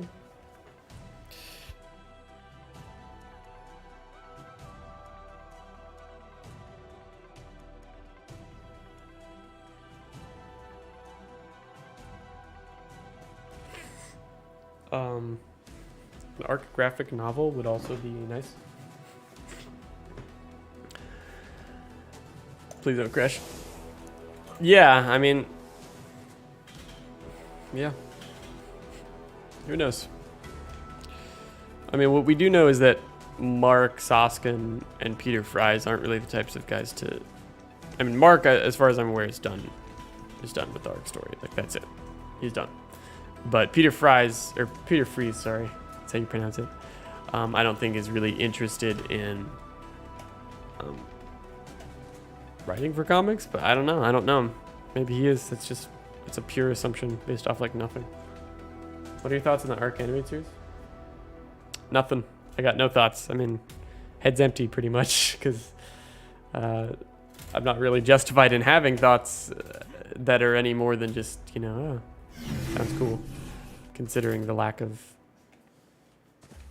anything that we've gotten from them, right? We don't really know anything about it beyond some specifics, like, 2 seasons, this, that. You don't really understand what you see, but it looks cool. This is going to be in the survival stories. Did you obtain all that game-related knowledge by yourself, or have you studied some programs specific? I have no idea what I'm doing right now. This is like the first time I've worked with Blender or the dev kit. I mean, not entirely. Like, this is the first time I've ever used Blender as a software. Is for this project. It's converting the structures. I know a lot about ARK, and so that carries over to a little bit of like dev kit knowledge, but only a tiny bit. The dev kit I've only worked in. This is really the first big project I've worked on within the dev kit, because up until now, it was just the Explorer Notes Plus mod that I did, which it wasn't very involved. It was just a bunch of UI stuff. Like, I just had to go through every single Explorer Note entry and change the audio and add an audio file, like add a sound cue for all the different characters and stuff. And that was it. Like, that was the whole process. But really, like, to do anything, what I've realized, one of the most important things I've realized as like a 21-year-old now is that, like, I just didn't realize this before. I had I was always held back, because the reality is that if you're interested in something and you want to do it, and you're at the mental health to be able to do it, and to stick with it, then you can learn basically anything. Like, basically anything. And I didn't realize that before. I never thought I would be touching the ARK dev kit and doing all this fun stuff. But here I am. So I always thought, like, I'm bad at math. Like, yeah, I don't know almost anything about math, and I'm taking a pretty basic math course in my junior year of college, just for what little credit I need of it, because my degree doesn't really include much of it. But I'm really bad at math, or at least I'm really, I don't know much, like I don't have a lot of math knowledge, but that doesn't mean I'm bad at doing math. And so that just opens everything, because once you realize that you can do anything you put your mind to, if you are in the right mindset and you're like mentally healthy and everything, and you're able to like soak up enough skills to do it, then you can literally learn anything, and that's very liberating, because there's all these things that I'm really interested in. Like working in Blender is fascinating to me. I don't know what it is, and working the dev kit too. So that really opened up a lot of doors for me that I just didn't realize were open before, or able to be opened, I guess.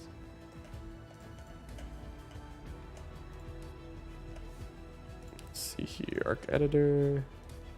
Sorry, I'm doing some off-screen projects.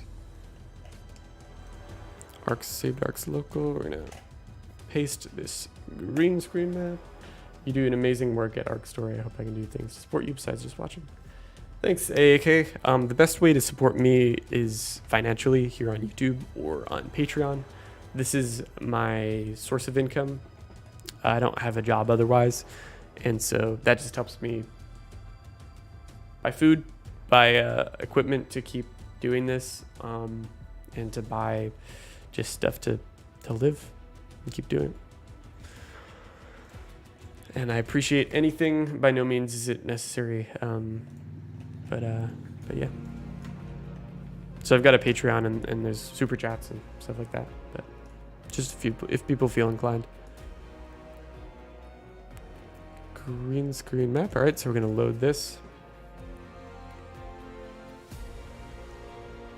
Maybe I should have right-clicked on it first. I don't know if that was the right move. I don't know. All right, we do not want to save those. Do we want to save this? jump pad. Ah. Okay, yes, we do want to save those. Good.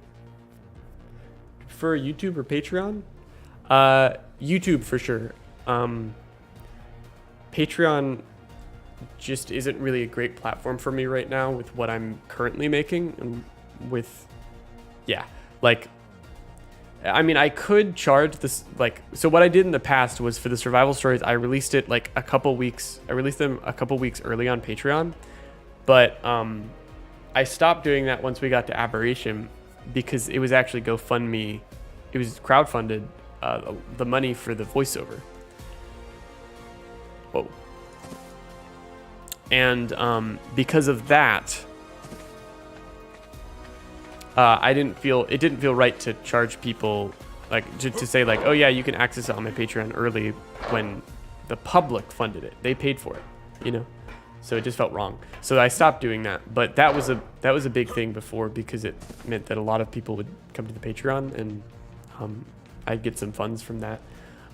Even if it was pretty temporary, whenever we'd like do a big release with the survival story. But now they release on YouTube publicly for everyone. And so because of that, I mean, that's my main project that I work on, you know, a really big thing. And so otherwise I don't really put much out on Patreon at all. I just offer some perks that are more like, you know, I'll try and teach people these kinds of skills that I have the best I can, and I'll put out little vlogs and stuff. There's a couple things that I offer on my Patreon you can check out if you want to support that way. It's in the description. All right, so this is so insane. This is like 2,700 blueprints. I cannot even. That is insane. Trophy base. Wait, did I? Okay. Why is test game mode right here? Oh, damn it. Oh. Accidentally unselected. Okay. So we're gonna boom, boom, Tech portal, no. Structure, wooden chair, whoa.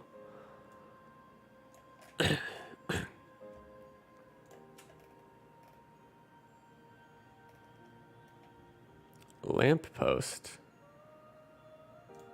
Huh. We do floor tech.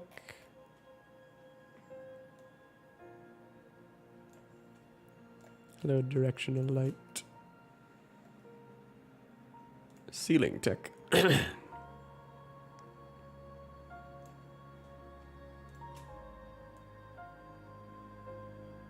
Okay, looking good so far. Just gotta make sure not to select the wrong things. Oh, BP wire, vertical. Dude, I can't believe I'm only halfway through the list, man. This is nuts. This is by far the biggest build I've converted yet. Hello, ladybug. What is that? No, it's a stink bug. I'm not a fan of bugs, y'all.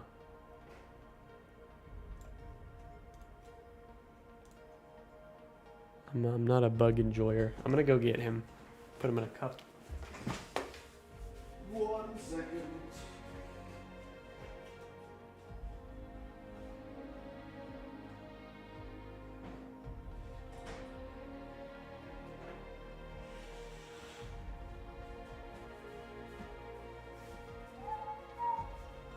Thank you, sir.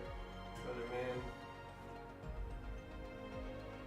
Brother man, in my cup. Do not fly. Do not fly away. Where did you go? Turn his light off. So I can see. It's blinding me. Sir. This is a Wendy's.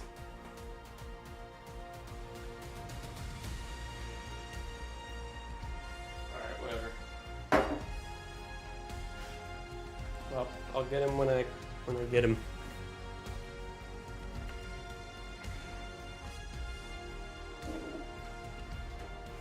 He's hiding from me. On my ring light. He's on the ring light. Do YouTube members get the same perks as Patreon members? No, actually. I've differentiated them a little bit. I'm not really a marketing person. While I like picking up these skills, well, it's not even just marketing, but like trying to figure out perks for this kind of stuff isn't something I'm very good at, which is I wish I was. And I just don't have a lot of experience in it right now. So I'm definitely learning right now and trying to like understand it better. But I'd say Patreon is the way to go for sure, for at least just the most like clearly defined perks and the widest range of tiers, if that makes sense. Holy moly. All right. We'll do that as well. This is just insane. All right. Boom. I think I've got them all.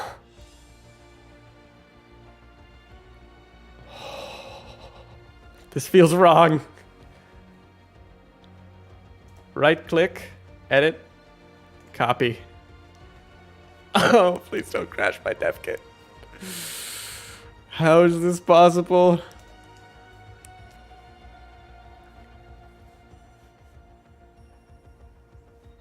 Hello. You're Tutu the body actor? Hey Tutu, how are you?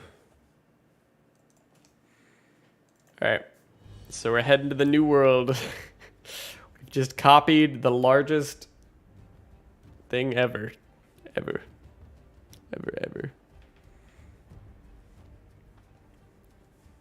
No, don't save that stuff.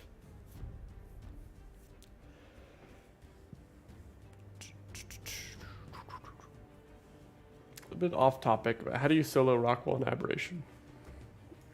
Honestly, I'm not entirely sure. I'm not sure I could really help you in doing that.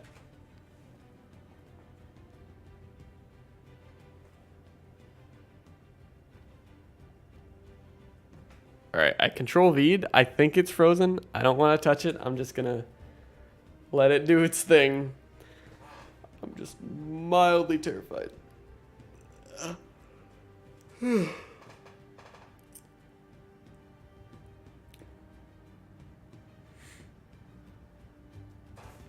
it? Okay, yes. It is doing something. It is frozen. Oh my god. Whew.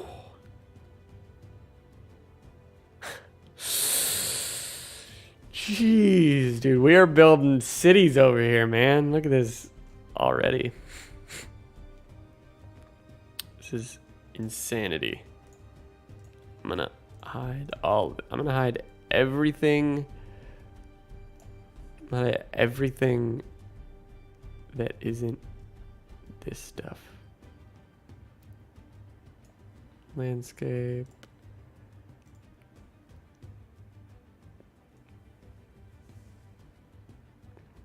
Directional light. Actually, you know what? I'll keep the dirt plane the directional light. How about that? A bit of lag. Oh yes. Oh yes. It's a little bit of an understatement, my guy. Oh man. Hope this comes out great just like the rest of them. Oh, it will. Oh, it will. I will make damn sure. It is not releasing unless it comes out great.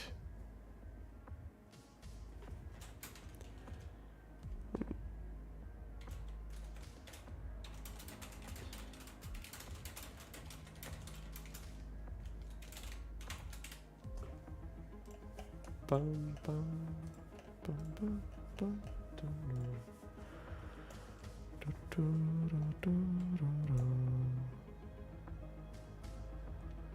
oh god. Oh no, I'm just trying to move everything at once. Oh no, no, no, no. Very bad idea. Very bad idea there. All right. So, let's see. Oh, where do I even start?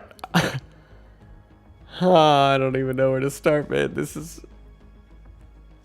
like, oh, this is just insane.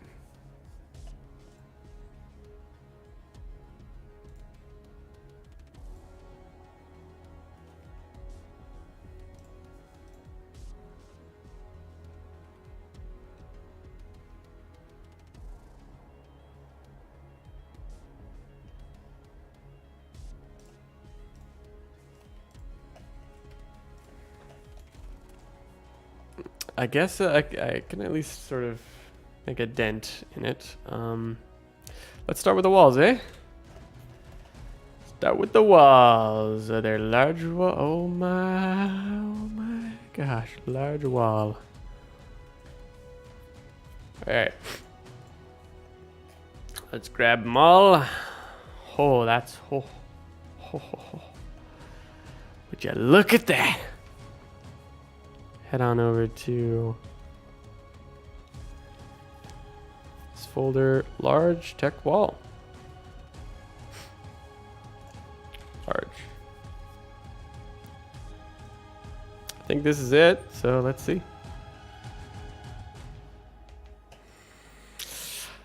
Moment of truth. Oh yeah, we got it. What tricks do you use to keep yourself motivated on big projects like this? No tricks, just I take care of myself. I make sure to, you know, just stay in tune with my mind and like my mental state, and just make sure that I'm okay. I think everyone needs to do that, and it's not easy. It's at first. I mean, it gets really easy. For me, it got easier, but everyone just has to do that differently. I think like no matter what someone is like, they should always try and at least once try and find a counselor or someone to like help them process what they think and how they work and stuff. So if any of you are like unhappy with your ability to like stay motivated or work on things, then that usually indicates some kind of deeper issue that you can get help for. And I recommend it. That's all I did. It's not a trick. It's certainly not an easy thing to get a diagnosis, to get medication for things, but just take care of yourself. And it's easier said than done, but that's like the most important thing. So like for me, procrastination doesn't really exist anymore. Or like I used to use that term to describe my me putting things off, but I don't really think it's an accurate term for that anymore. Hello, stink bug. Because procrastination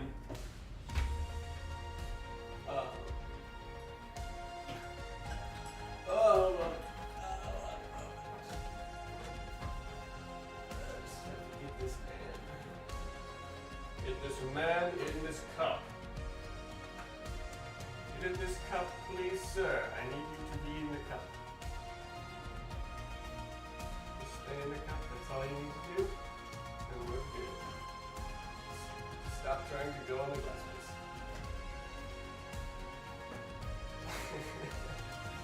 Sorry, guys. Technical difficulties. Technical stink bug difficulties. This guy refuses to get to a point where I can interact with him.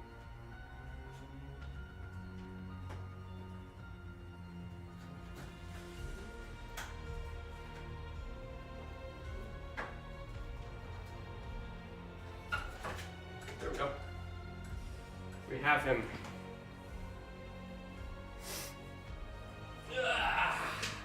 What I was saying is, I don't really think procrastination is real.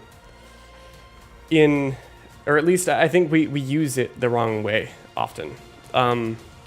So I would say procrastination is when people are able to do things and they even are feeling like they can do them, and they totally could, but they just decide not to. And the reason why I take issue with how people use it oftentimes is because they're not realizing that they can't do those things mentally because there's something stopping them. It's not as if like they could do them and they're at the point where they could do them. If someone is saying they're procrastinating, usually it means that they're literally like mentally unable to do it. Like they can't get out of bed. And that isn't how normal people's brains work, right? The normal people, like neurotypical people, from how I understand them, are able to procrastinate because they're able to consciously decide not to do things, even when they're completely in the right state of mind to do them. Whereas people with things like ADHD and stuff are literally like stopped, like they're like paralyzed almost. And that's why eventually I realized like, okay, it feels like I'm paralyzed. I don't think this is normal. It feels like I'm mentally unable to do these things and that normal people are able to just do them. But yeah, that's my opinion. Tech wall. Think replace?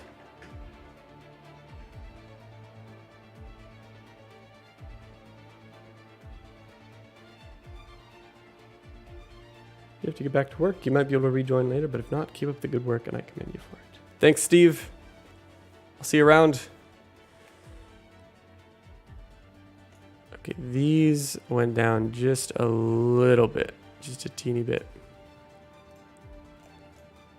And I need to move them up just a teeny bit as such. Let's see where, okay, here's the thing. So then we just gotta move it up. Boom.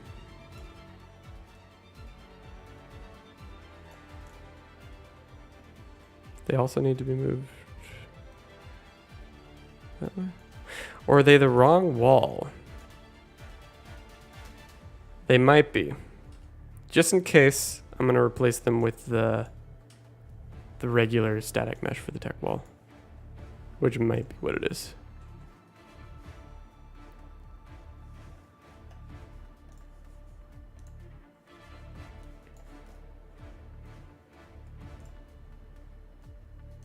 Static mesh. Here we go. It's kind of hard to diagnose for real though, especially as an adult since most psychiatry. Right. Yeah, no, you're completely right. It is extremely hard to get diagnosed as an adult, but it's not impossible. Depending on the country you're in, I mean, healthcare support varies, and that's why it's so discouraging, especially to people with ADHD, because their problem is executive dysfunction, right?